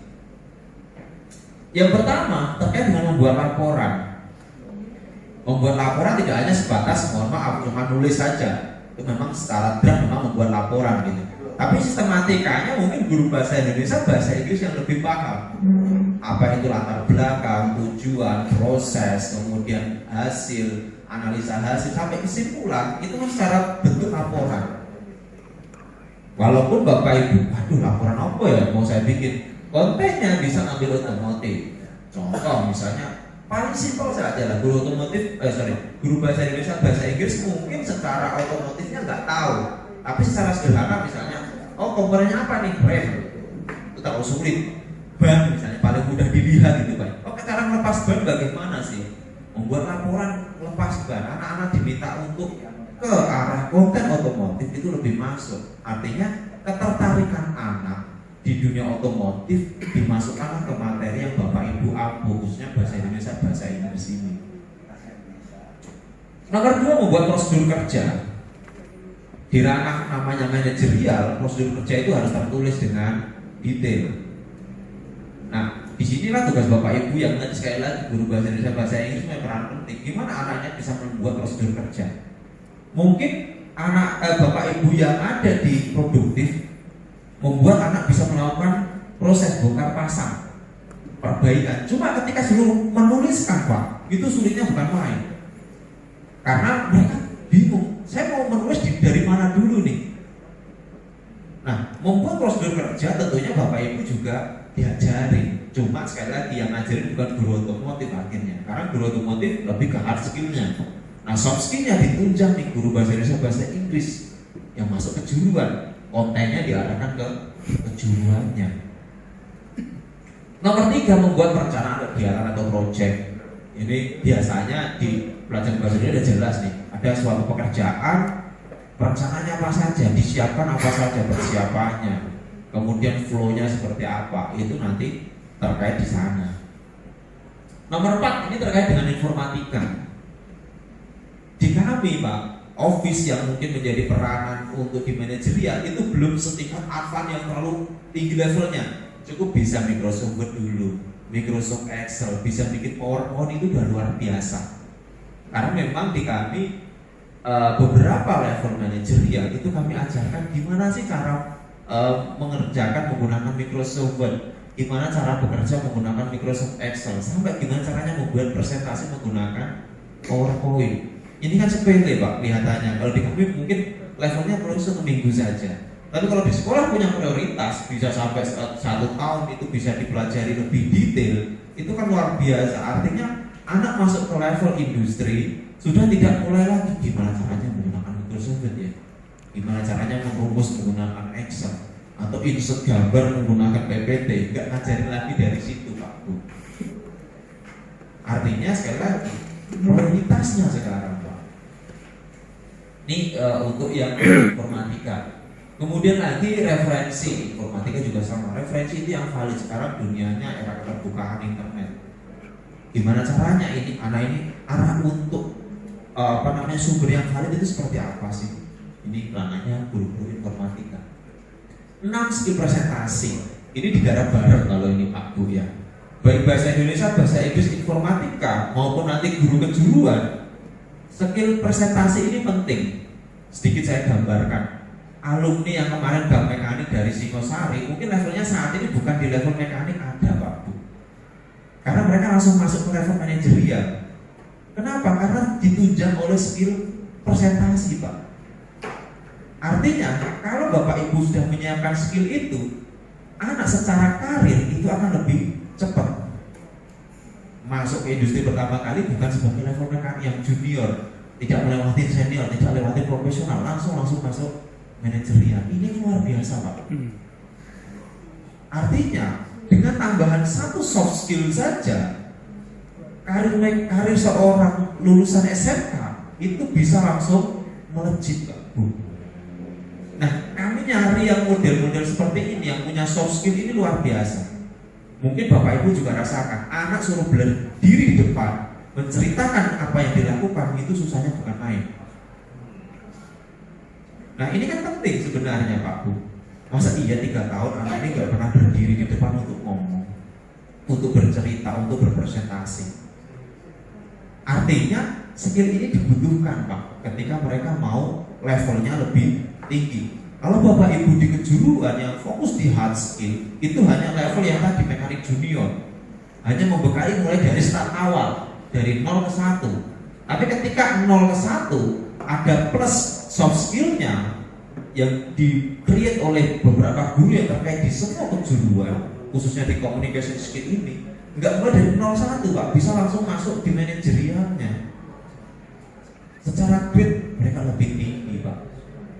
Ini gambaran, artinya kalau soft skillnya mereka bagus, dengan berbekal hard skill yang sudah dibekali di awal tadi, karir mereka akan lebih cepat untuk naiknya. Di industri seperti itu Pak.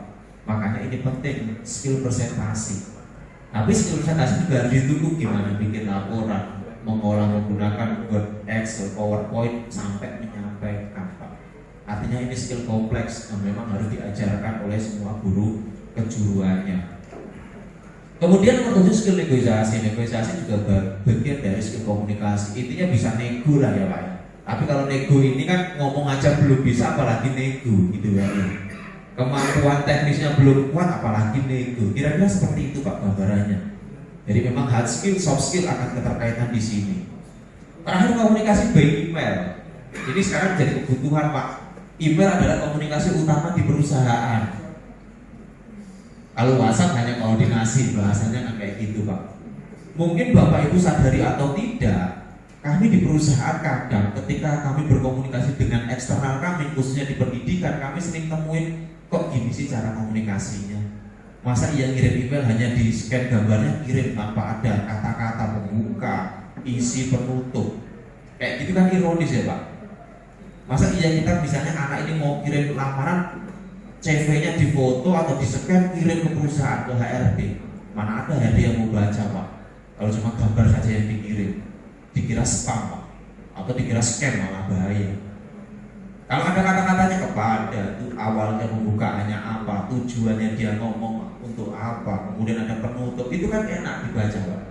Sehingga ada kita sebagai yang menerima komunikasi itu bisa, oh ternyata pengennya ini nih, ada dokumen yang disisipkan dan lain sebagainya.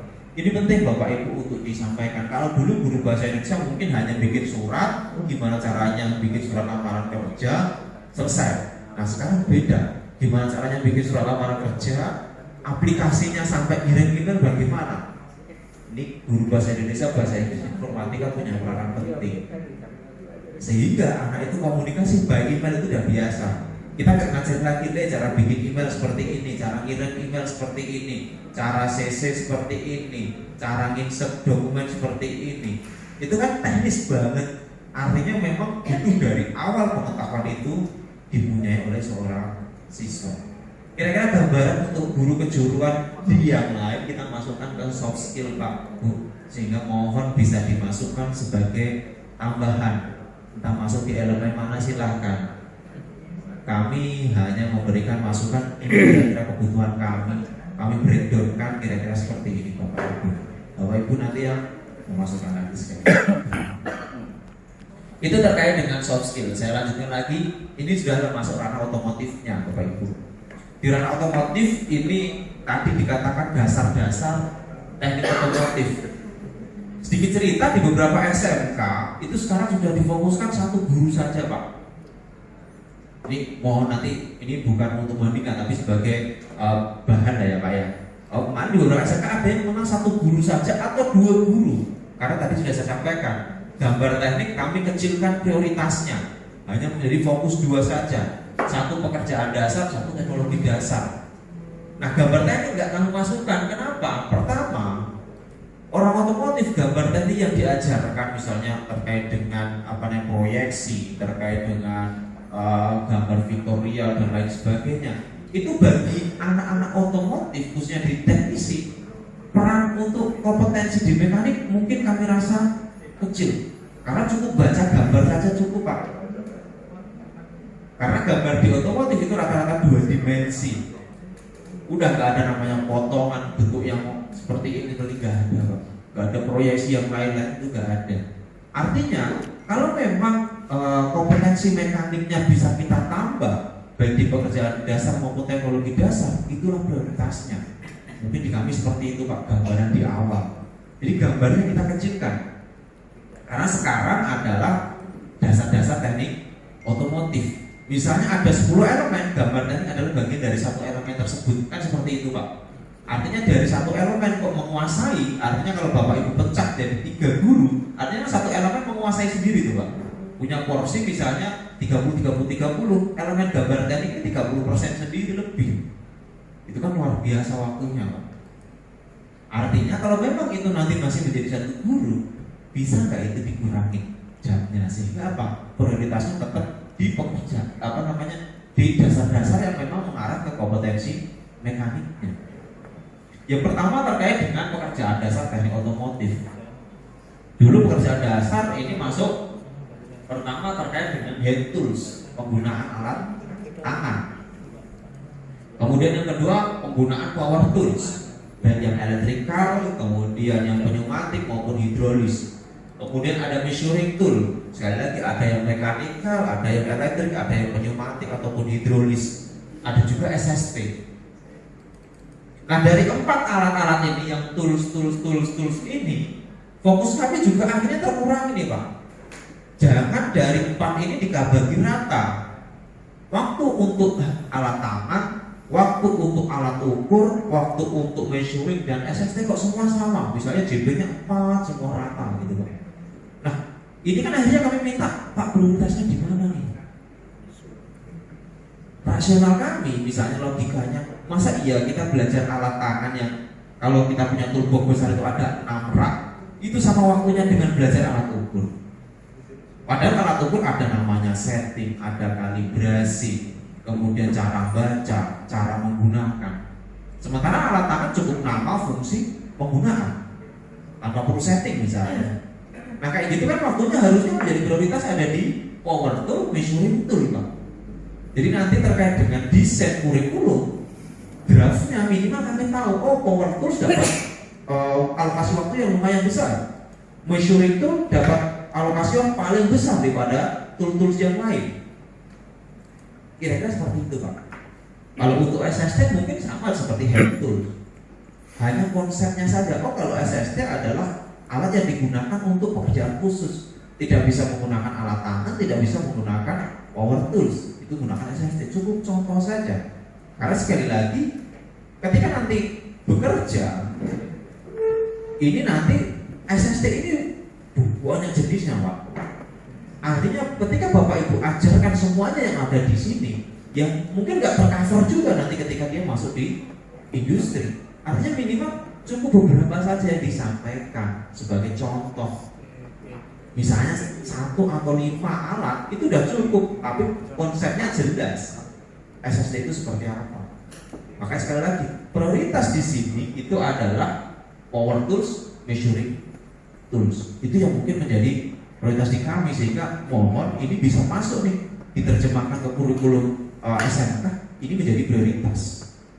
Itu gambarannya Bapak Ibu, sehingga sekali lagi Bapak Ibu yang mengaku materi ini bisa mengalokasi waktu yang berbeda, jangan hanya disamakan, yang penting masuk secara dokumen kayak gitu, Pak. Kemudian 5, ada manual handling.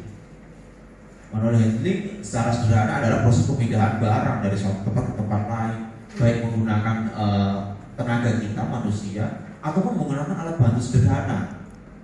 Nah ini kan yang perlu disampaikan, karena di kami Kendaraan Niaga secara dimensi itu besar, secara komponen juga berat. Penggunaan alat bantu angkat, misalnya menggunakan hand pallet, forklift, penggunaan kren, chain block, itu kan penting disampaikan ke anak sehingga anak tahu. Jangan sampai anak sampai ke workshop belum tahu alat untuk angkat sederhana apa, alat belum kenal misalnya, chain block belum tahu, kren apalagi gitu Pak. Tapi minimal tersampaikan di SMK, oh penggunaan alat bentuknya seperti ini, cara menggunakannya seperti ini, safety-nya seperti ini, keren misalnya seperti ini. Sehingga ketika anak itu masuk ke dunia industri khususnya di niaga, minimal sudah kenal Pak, tidak ngajarin lagi. Oh cara pakai hand pallet seperti ini Mas. Itu gambaran untuk manual handling. Artinya ini perlu penambahan. Memang alokasinya ada penambahan di sini nih, manual handling. Selanjutnya terkait dengan perbaikan komponen di otomotif, kita juga mengenal namanya seal gasket. Karena ini juga barang yang memang kepakai setiap saat kita melakukan perbaikan maupun perawatan. Terus ada lagi bearing. Misalnya, oh gasket ternyata ada gasket cair, ada gasket padat. Gasket cair ada yang warnanya merah, ada yang menggunakan warna hitam, ada warnanya silver ataupun putih. Itu kan pemakaiannya berbeda-beda Pak. Nah pengetahuan itu kan harus dimiliki oleh seorang mekanik. Jangan sampai adanya gasket yang merah nih pakai untuk semua aplikasi komponen pemasangan. Itu kan menjadi ironi. Nah di sini peran dari sekolah untuk memberikan pengetahuan. Oh ternyata gasket ada beberapa jenis, fungsinya pun beda-beda. Kira-kira gambarannya seperti itu. Nah monggo dari draft yang Bapak Ibu buat untuk di pekerjaan dasar, kira-kira ini bisa masuk kemana? Selanjutnya adalah masih di dasar, cuma pembagiannya yang tadi yang kedua yaitu teknologi dasar otomotif. Di teknologi dasar ini akan membahas yang pertama K3 di workshop. Kami fokus di workshop dulu Pak, belum fokus belum sampai yang keluar, artinya K3 yang umum. Jadi kami minta K3 yang di workshop dulu deh diselesaikan, nggak usah menyebar sampai K3 yang secara luas. Itu sudah cukup untuk pekerjaan di workshop saja. Kemudian terkait dengan mesin konversi energi, karena sekali lagi otomotif adalah salah satu mesin konversi energi dari bensin, dari solar, kemudian nanti ada juga listrik tentunya perkembangannya. Kemudian klasifikasi terkait dengan mesin, ini saya rasa sudah masuk semua, mesin 2 sudah masuk. Kemudian penekanan di kami adalah di kelas 10 terkait dengan dasar, juga tahu proses pembakaran motor bensin seperti apa, diesel seperti apa. Harapan kami punya prioritas yang sama, baik bensin maupun dieselnya Pak. Karena pengalaman diskusi dengan guru-guru lain, diesel di sekolah itu hanya 30% mungkin yang tersampaikan. Karena fokusnya masih bensin mungkin 70%. Padahal sekali lagi kami sedikit gambaran ke depannya, mungkin sekarang mobil-mobil bensin mulai tereduksi itu Pak, tersubstitusi dengan mobil elektrik Pak. Artinya kalau Bapak Ibu saat ini masih fokus 70% di bensin, mungkin 5 tahun ke depan populasinya berkurang terus-menerus dengan si elektrik. Tapi diesel saat ini mungkin belum tergantikan. Walaupun ada konsep mobil listrik untuk diesel, tapi belum ada Pak yang real diproduksi dijual massal. Tapi kalau motor bensin udah kelihatan mata kita Pak, ganti elektrik. Artinya kalau Bapak Ibu masih fokus saat ini 70% materi itu bensin, 5 tahun ke depan Bapak Ibu harus merubah mindset, dirubah ke elektrik dan diesel akhirnya kan kayak gitu. Nah mulai sekarang kalau memang kita sudah menyadari, kira-kira bisa nggak materi itu 50-50 dulu? Atau kalau nggak berarti 50% bensin, 40% misalnya diesel, 10%-nya elektrik. Ini mulai diarahkan ke sana kalau memang kita mengikuti perkembangan tren dunia otomotif. Kemudian nomor 6 ini basic hidrolik. Sekali lagi basic hidrolik nanti fokusnya memang di komponen-komponen yang memang ada hidrolisnya di otomotif. Karena jangan hanya terbatas pada paling gampang dongkrak gitu. Padahal dongkrak hanya satu contoh. Padahal di otomotif ada nanti sistem rem, sistem kopling yang memang harus menjadi prioritas, gitu Pak. Jadi kalau memang di situ basic hidrolik bisa dipecah lagi, nanti di materi kok sampai muncul JP per materinya, itu nanti luar biasa. Kita bisa melihat oh prioritasnya ada di mana nih pembahasan. Selanjutnya basic pneumatik.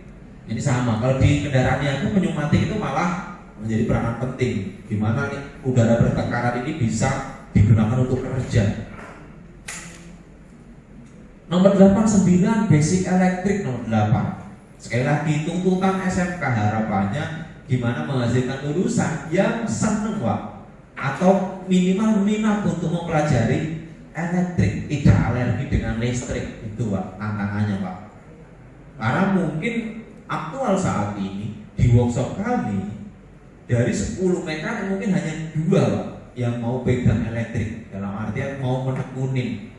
Nah ini kan menjadi tantangan. Gimana lulusan SMK mau nih, anak lulusannya mempelajari terkait dengan elektrik. Yang ke-9 basic elektronik. Kadang kami simpel Pak, basic elektronik cukup tahu 4 komponen. Apa itu resistor, dioda, transistor, kapasitor. Itu udah luar biasa Pak. Dengan pelajari 4 komponen ini, mungkin ketika udah belajar terkait dengan komponen di otomotif, itu akan lebih mudah pemahaman mereka terkait dengan gimana cara kerjanya komponen tersebut. Misal IC regulator, harus tahu dioda, resistor, dioda zener, transistor, kapasitor, kan seperti itu Pak ya. Nah di komponen-komponen yang lain mungkin juga sama akhirnya. Artinya basic elektronik ini sekarang menjadi tuntutan utama. Walaupun di otomotif ada cabang namanya ototronik, tapi secara umum TKE tadi kendaraan ringan juga harus mempelajari hal tersebut. Ini makanya kalaupun dari basic ini menjadi prioritas, harusnya menjadi 2 nih Pak. Utama adalah basic elektrik elektronik, selanjutnya hidrolik pneumatik. Biar apa? Anak itu tumbuh pemahaman terkait dengan elektrik dan elektronik itu lebih besar porsinya. Karena sekali lagi ini nggak kelihatan mungkin. Kalau yang 2 ini secara mata mungkin bisa reaksinya kelihatan secara langsung. Nah yang nggak kelihatan yang dianggap sulit ini kita berikan porsi yang lebih untuk meningkatkan minat dan pengetahuan anak tentunya. Kemudian terkait dengan bisnis otomotif, mungkin ironinya sama Pak. Ketika kami rekrutmen, anak-anak kami tanya, Hino itu apa? Mereka nggak tahu Pak. Ini kan jadi masalah ya Pak ya. Padahal sekarang ada namanya materi terkait dengan bisnis otomotif. Ya minimal secara rata anak itu tahu ada Toyota, Honda, Mitsubishi, Isuzu, Hino dan lain sebagainya. Minimal pengetahuan perusahaan otomotif di Indonesia sudah tersampaikan. Kemudian bisnis perusahaan tersebut ada manufaktur, ada sales, after sales, ada finance, minimal tersampaikan Pak. Jangan sampai anak masuk di, oh ini saya masuk menjadi operator atau menjadi mekanik kalau di perusahaan ini. Anak misalnya, oh saya masuk di Hino, oh sebagai mekanik. Oh saya masuk di ADM, oh sebagai operator. Itu kan beda nanti Pak. Secara kompetensi akhirnya beda. Makanya minimal anak masuk di SMK otomotif itu udah tahu industri otomotif itu di Indonesia ada apa saja, khususnya di TKR-nya. Kemudian karena saat ini bisnis otomotif itu mengeling dengan Hino Indonesia. Kenapa? Ya sekali lagi Hino. Masa iya dengan Hino terkait dengan Hino itu apa masih belum tahu.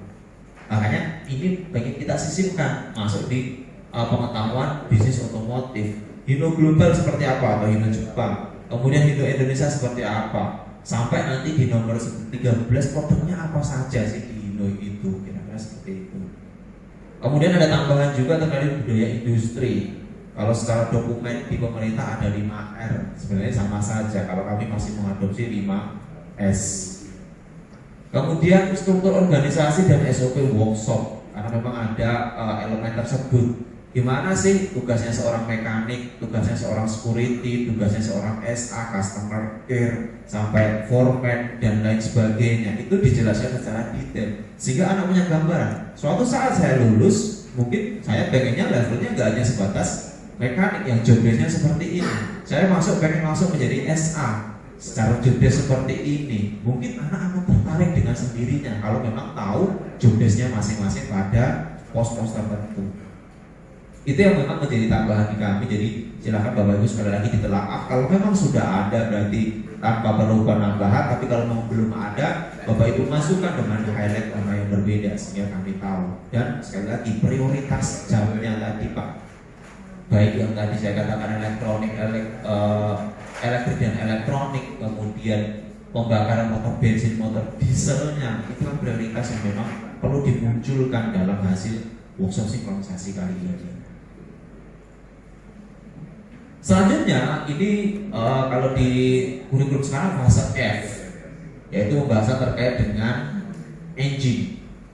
Di sini ada dua prioritas, pemeliharaan dan perbaikan. Nah tadi di awal Pak Ivan mengatakan target SMK lulusannya itu masuk ke industri minimal sama seperti level junior Pak. Artinya bisa melakukan perawatan plus perbaikan ringan Pak. Artinya tuntutan bapak-bapak nggak sampai perbaikan yang berat. Karena sekali lagi, kalau secara dokumen kurikulum Merdeka itu di kelas 12 ada alokasi waktu untuk PKL 6 bulan plus sisanya 6 bulan adalah untuk teorinya sebenarnya. Tapi aktualnya kan nggak mungkin Pak ya.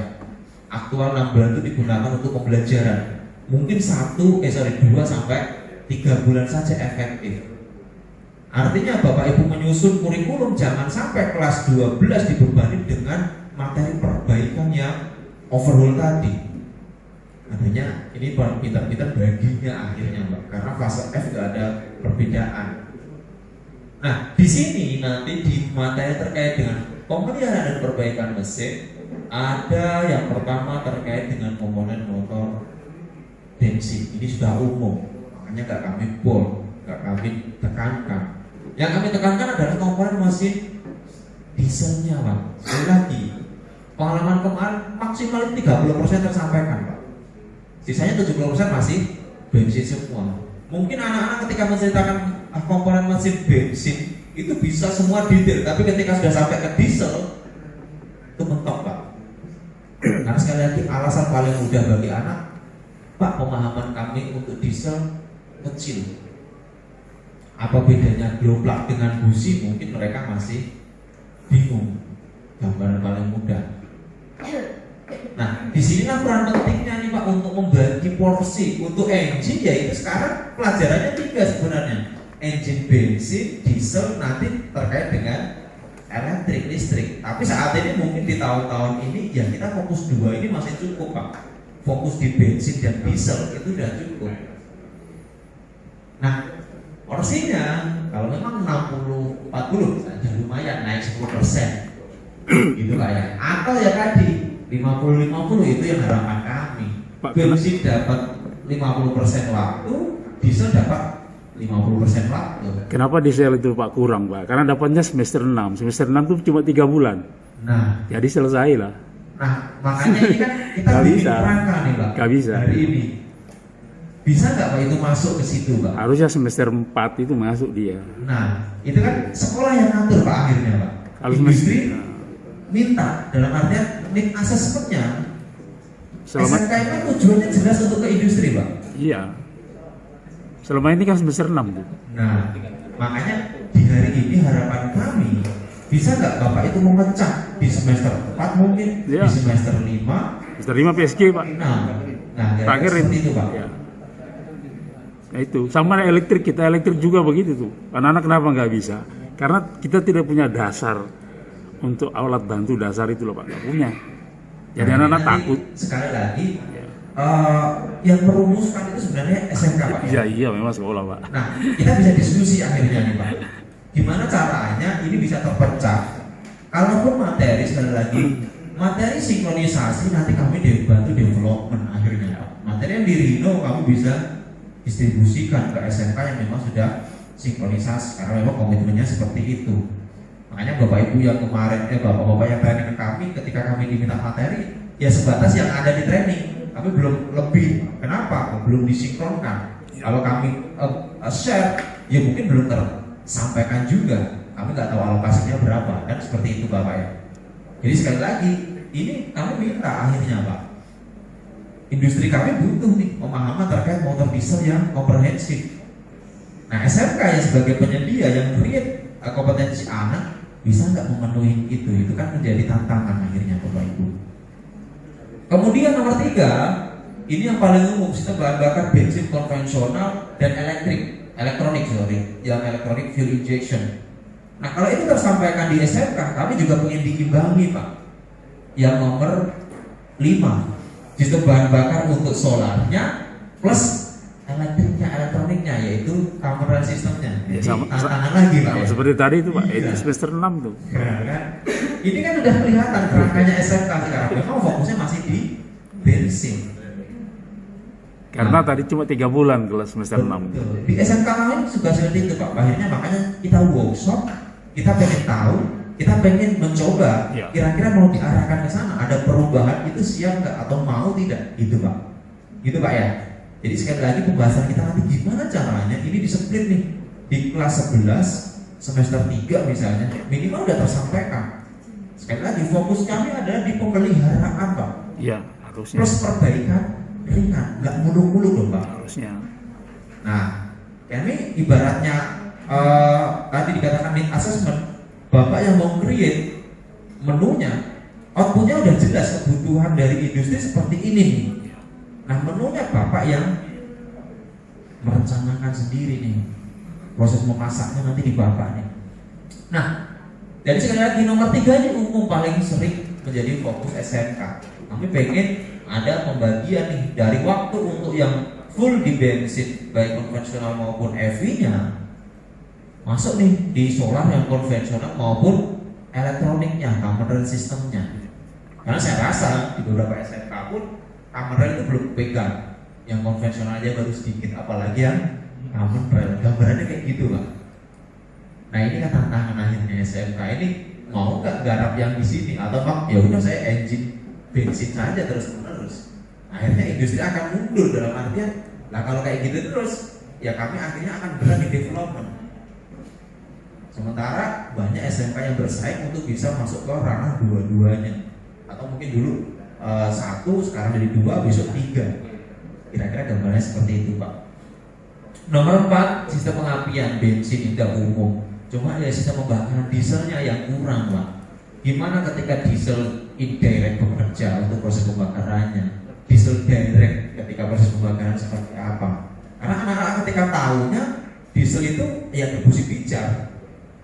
Oh ketika ini nanti ada busi pijar. Karena konsepnya paling mudah ditransfer ke anak yang sudah tahu sistem pembakaran bensin.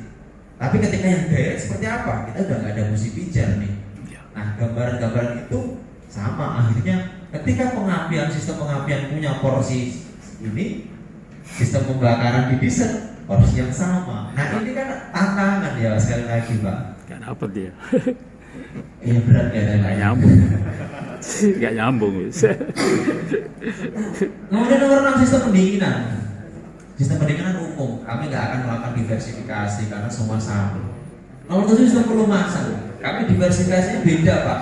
Kalau sistem pelumasan untuk sistem kendaraan passenger itu mungkin nggak ada tambahan oil cooler. Nah kami tambahannya sedikit Pak, oil cooler saja untuk kendaraan niaga. Artinya dibahas oil cooler seperti apa kerjanya. Itu di sistem pelumasannya yang belum jadi tambahan materi di sistem pelumasan. 8, 9 pemasukan udara dan gas buang kami anggap sama Pak sistemnya antara passenger dan komersial. Cuma nomor 10, 11 sekarang tambahannya Turbo ya. di sistem pemasukan maupun pembuangan ada tambahan nih turbo charger intercooler yang memang sudah menjadi komponen wajib yang tersampaikan kalau kita belajar engine diesel. Include. Bagaimana turbo itu bekerja, bagaimana intercooler itu bekerja.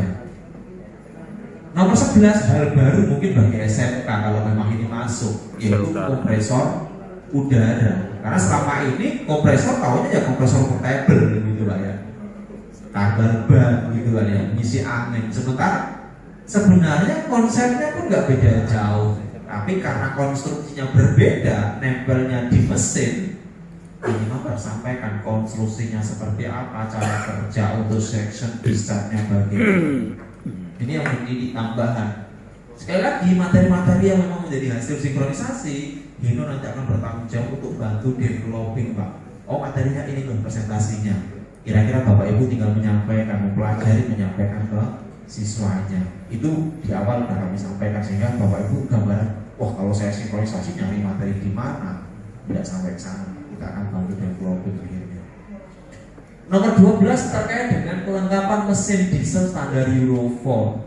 Ada EGR, VNT, FCR, DOC. Ini adalah update teknologi yang mungkin secara ranah ini cukup tahu saja. Paling mudah kayak gitu. Minimal anak tahu, oh kalau Euro 4 ini pakai VNT, cara kerjanya seperti ini, konsep kerjanya seperti ini. Itu cukup tahu saja. Kenapa? Karena di kami nanti di industri itu di-develop ulang, Pak. Tapi minimal anak tahu, oh apa itu VNT, apa itu EGR, SCR, DOC. Sehingga datang ke kami minimal punya bekal walaupun hanya sebatas pengetahuan. Kira-kira gambarannya seperti itu, Pak. Ya. Nah mungkin nanti ini, Pak, untuk menyiasati terkait dengan ini nih, engine ini akan membahas EV, akan membahas common rail. Kalau beberapa SMK yang kami temuin ini memang fokusnya di engine, tapi di kami pengennya dipecah, Pak, biar itu mempermudah. Ada yang di engine dipelajari, ada yang di elektrikal dipelajari. Karena di elektrikal ada engine management system. Ini sedikit ironi karena beberapa SMK, Pak, itu kan ranahnya engine. Nah, terus elektrik mempelajari apa? Padahal engine management system jelas mempelajari sensor, aktuator, ECU. Sama, cuma sekali lagi nanti pembahasan kita lebih spesifik. Engine bahas apa ya kira-kira? Elektrik fokus bahas apa? Jadi akhirnya memecah ini, Pak, fokusnya. Karena nanti di elektrik kalau saya bikin loncat, di sini juga ada pembahasan electrical EV, electrical common rail. Nah, nanti di sini kami juga pengen tahu di SMK Singosari seperti apa nih untuk elektrikalnya sendiri. Fokus di engine management system mempelajari apa? Biar nggak tumpang tindih dengan yang di engine, Pak. Karena selama ini udahlah kasihkan di engine saja itu. Kalau di engine sampai nggak mempelajari wiring diagramnya? Nggak sampai, Pak. Padahal sekali lagi ini bagian dari elektrika. Bagaimana ECU ini bisa mensuplai arus kepada sensor? Bagaimana sensor mengembalikan lagi ke ECU? Makanya kan muncul power supply, ground signal, tegangannya berapa, kayak gitu kan elektrikal semua yang mempelajari ini, Pak. Nah si engine sebenarnya tugasnya lebih mudah karena dia aplikasinya bagaimana merawatnya. Kalau merawat konsepnya di elektrikal masuk sudah dapat, merawat tinggal ukur, nggak perlu menjelaskan lagi di engine elektrikalnya seperti apa, wiring diagramnya seperti apa. Kalau kurikulum dulu itu masuk di elektrik kalau Pak. Kalau kurikulum yang 13 yang sekarang terbaru masuk di engine. Nah makanya engine padahal materinya cukup banyak. Iya. Sementara di elektrikal kurang gitu loh. Nah itu Sekali rusak lagi, artinya. kurikulum itu kan yang menerjemahkan sekolah, Pak, ya. Bukan, nggak boleh diganti-ganti itu dari pusat Nah, itu. di pusat kan ada namanya EMS, Pak. Iya, itu Pak ada. Iya kan? Ada, Nah, tapi kan EMS masuk nggak, Pak? masuk. Nah, artinya kan sekarang bisa bagi nih, Pak. Dua-duanya difasilitasi, engine masuk, elektrikal masuk. Jadi engine nggak terlalu berat nih fokusnya karena ada konvensional. Iya. Kalau dulu memang masuk di elektrikal tuh Pak. Nah, Yang MS itu. monggo ini sekarang kita Coba diskusinya dipindah nanti ke seperti itu, Pak, ya. engine. Kita akan diskusi engine kalau mau dibedah, ini fokusnya di mana? Iya. Elektrik mau dibedah fokusnya di mana? Sehingga nggak ada salah satu bab atau mata pelajaran yang merasa terbebani, sementara yang lain tidak dapat porsi. Sementara di engine itu materinya banyak sekali Pak. Betul. Baru masuk pada sistem bahan bakar. Wah, bahan bakar diurut dari banyak sekali. Makanya itu hari ini kita coba diskusi di sana, Pak, pemecahannya, Pak. Sehingga sekali lagi ini kan kebutuhan, Iya, masanya kebutuhan harus. diabaikan karena hanya dokumen saja yang menjadi prioritas. Padahal di dokumen jelas ada elemen itu. Iya. Kira-kira seperti itu. Sekali lagi kita merdeka untuk mengatur nih, Pak, ya. Judulnya merdeka ini, Pak, untuk mengatur. Saya balik lagi ke sasis dulu. Di sasis ini sama, semua sasis saya rasa dari kendaraan ringan passenger maupun di komersial sama. Cuma Ya. sekali lagi beberapa fokus itu perlu penambahan. Contoh misalnya yang pertama kopling. Di kontrolnya kopling ini kita perlu penambahan terkait dengan kalau yang di passenger itu hidrolis semua koplingnya, Ya. di kendaraan niaga ada kombinasi bagaimana hidrolis dan pneumatik itu bekerja sama. Ya.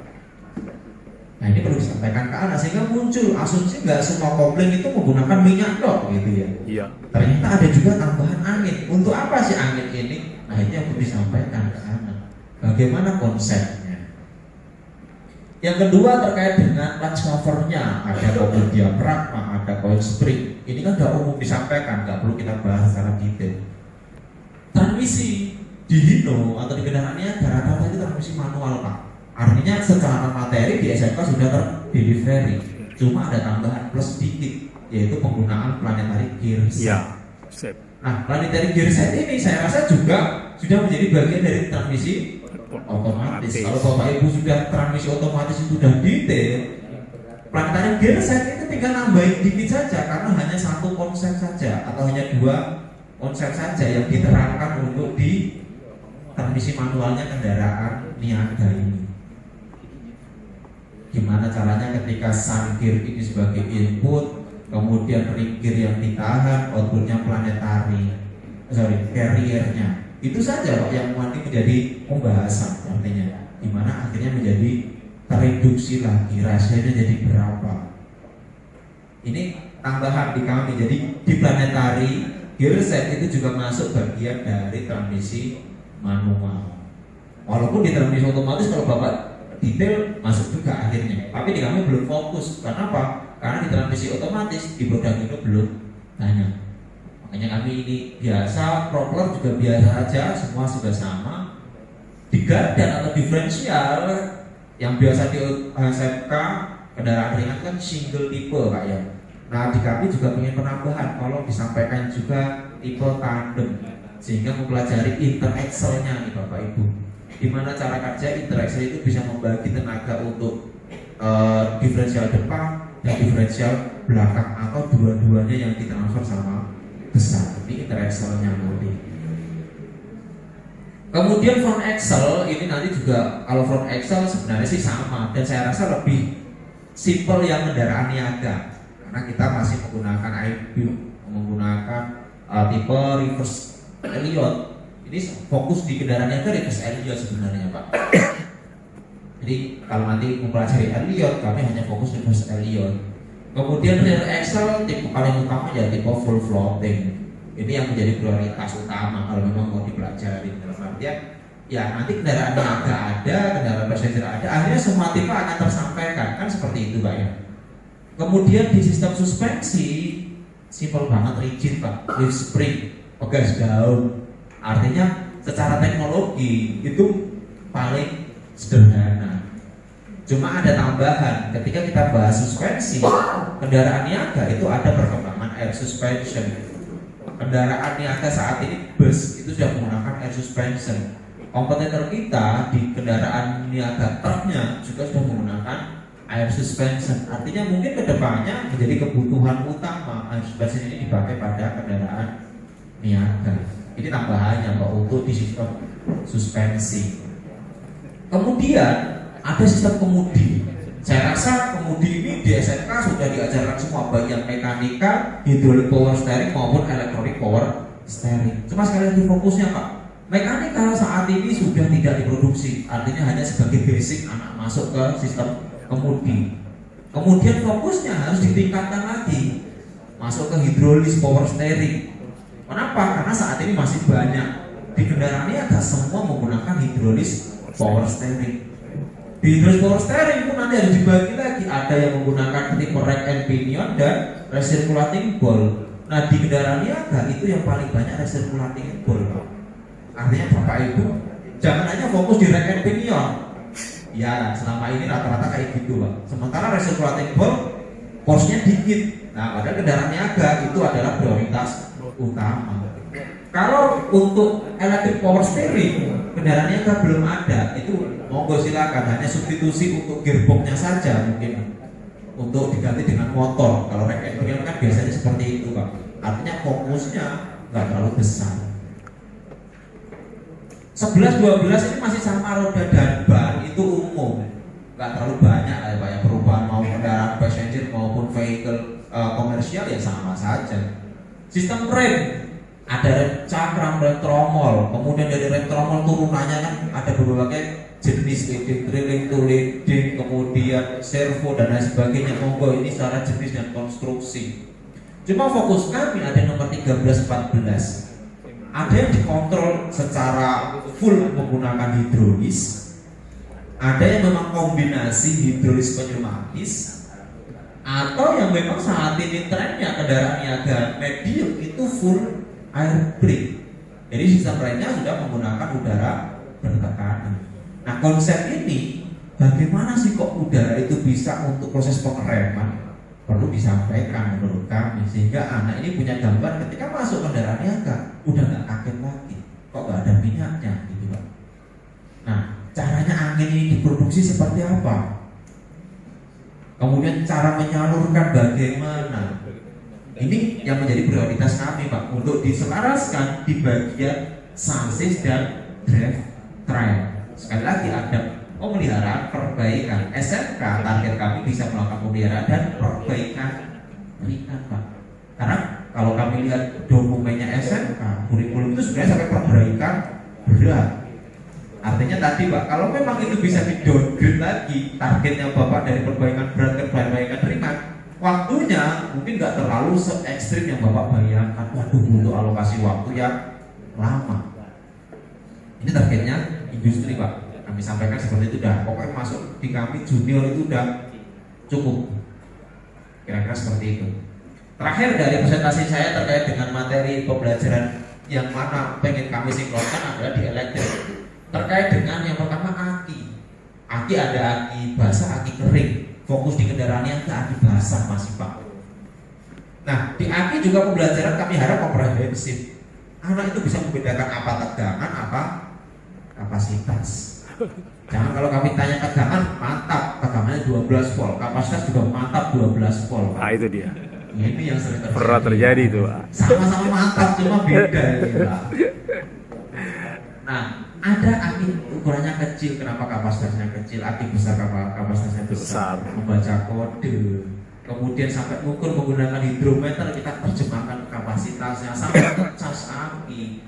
Apa di cas 1 aki, 2 aki, di rangka seri, paralel, itu komprehensif Pak kalau kita bicara baterai. Jadi dari mulai konstruksi, cara kerja sampai pemeliharaan. Yang kedua, motor starter. Mungkin di SMK paling banyak konvensional yang diajarkan. Gimana caranya motor starter armatur memutarkan pinion. Kalau konvensional secara langsung.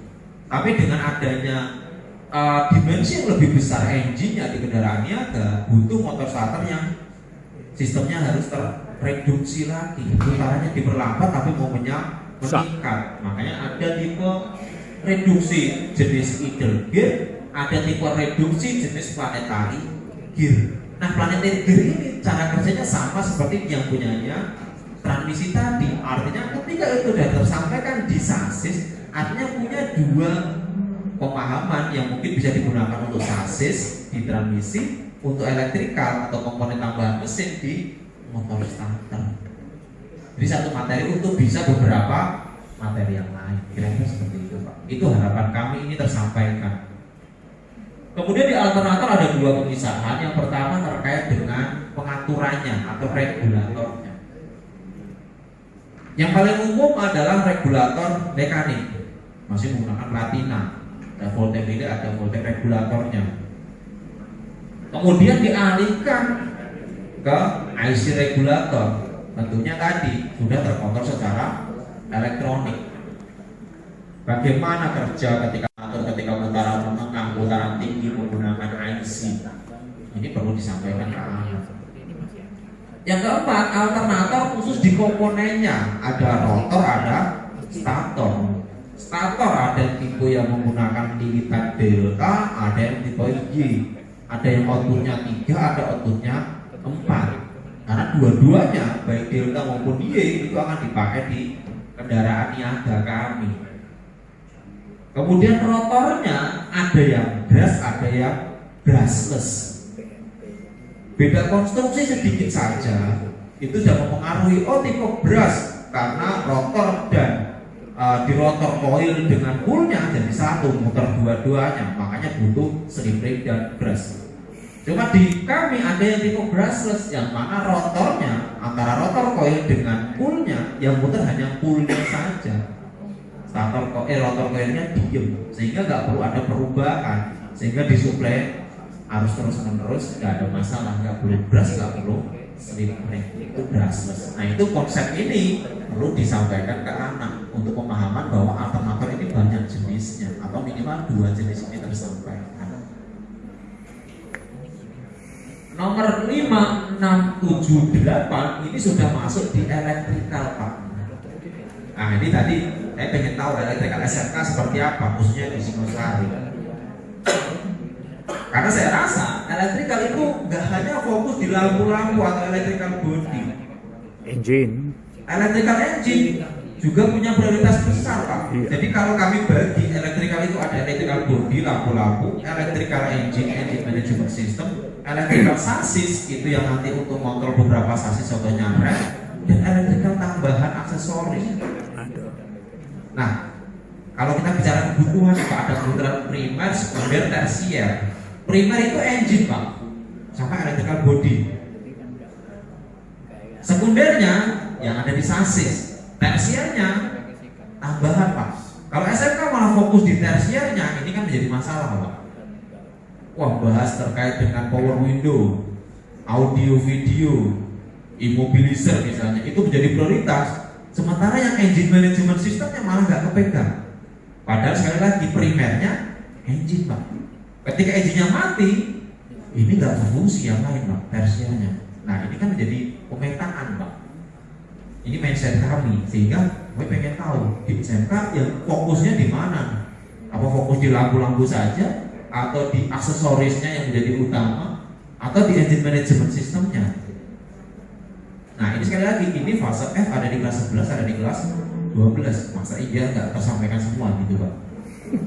Tapi kan sekali lagi kami juga pengen tahu adanya realnya seperti apa, kondisinya yang bisa dirubah seperti apa.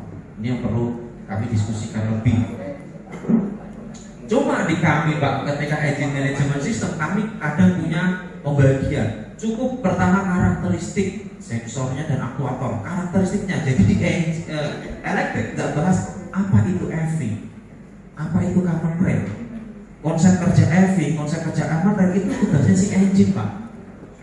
Tapi di electrical itu langsung ini sensor, namanya misalnya crankshaft position sensor, boost pressure sensor atau yang lain-lainnya. TPS. Nah karakteristiknya bagaimana nih, langsung dibicarakan karakteristiknya. Kemudian wiring diagramnya bagaimana, langsung nih Pak, dari ECU ke sensor ini ada berapa kabel yang masuk, berarti terminalnya berapa, langsung diidentifikasi. Oh dari ECU ngirim 5 volt, berarti ini power supply. Dari ECU nempel dengan groundnya, ini ground. Satu lagi dari sensor ke ECU nempel, ini sinyalnya. Nah itu karakteristik Pak nanti. Terakhir ke pengukuran. Jadi 3 fokus di elektrikal itu saja Pak. Karakteristik, wiring diagram, terakhir pengukuran.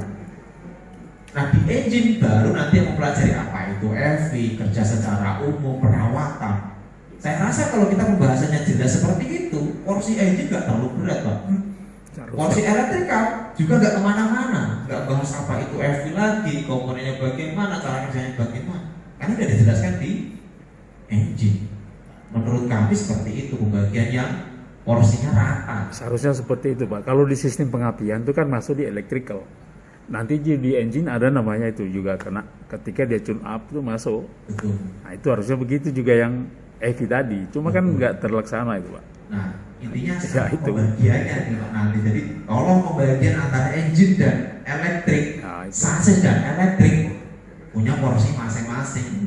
Jadi nggak memberatkan, karena di sini nanti ada kalau di Hino atau kendaraan niaga elektrik untuk chassis hanya ABS mungkin Pak.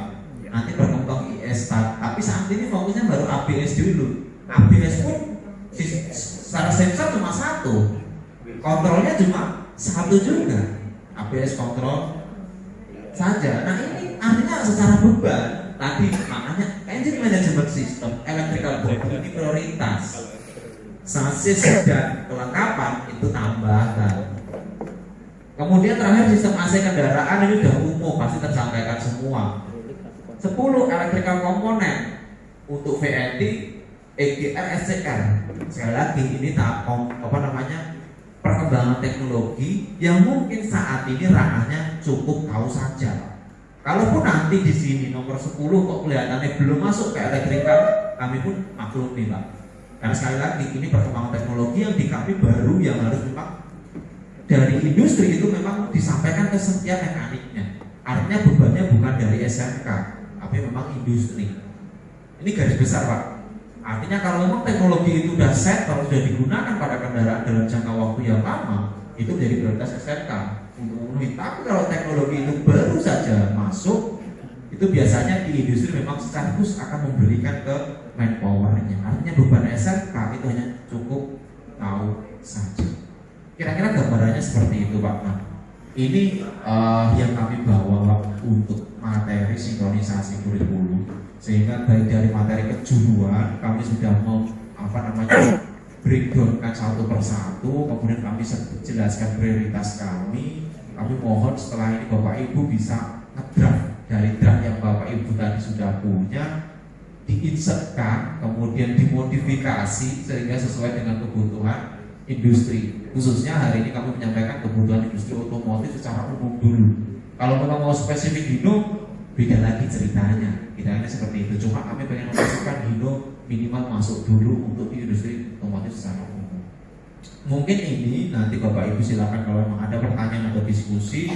Harapannya setelah break nanti Bapak Ibu gantian yang mempresentasikan hasil dari draft Bapak Ibu plus sinkronisasi, harapan tambahan kami. Kira-kira seperti itu Bapak Ibu. Monggo masih ada waktu satu jam mungkin untuk bisa diskusi. Saya akhiri untuk sesi presentasi dari kami. Terima kasih Bapak Ibu atas kesempatan dan perhatiannya. Selamat siang. Assalamualaikum warahmatullahi wabarakatuh. Waalaikumsalam.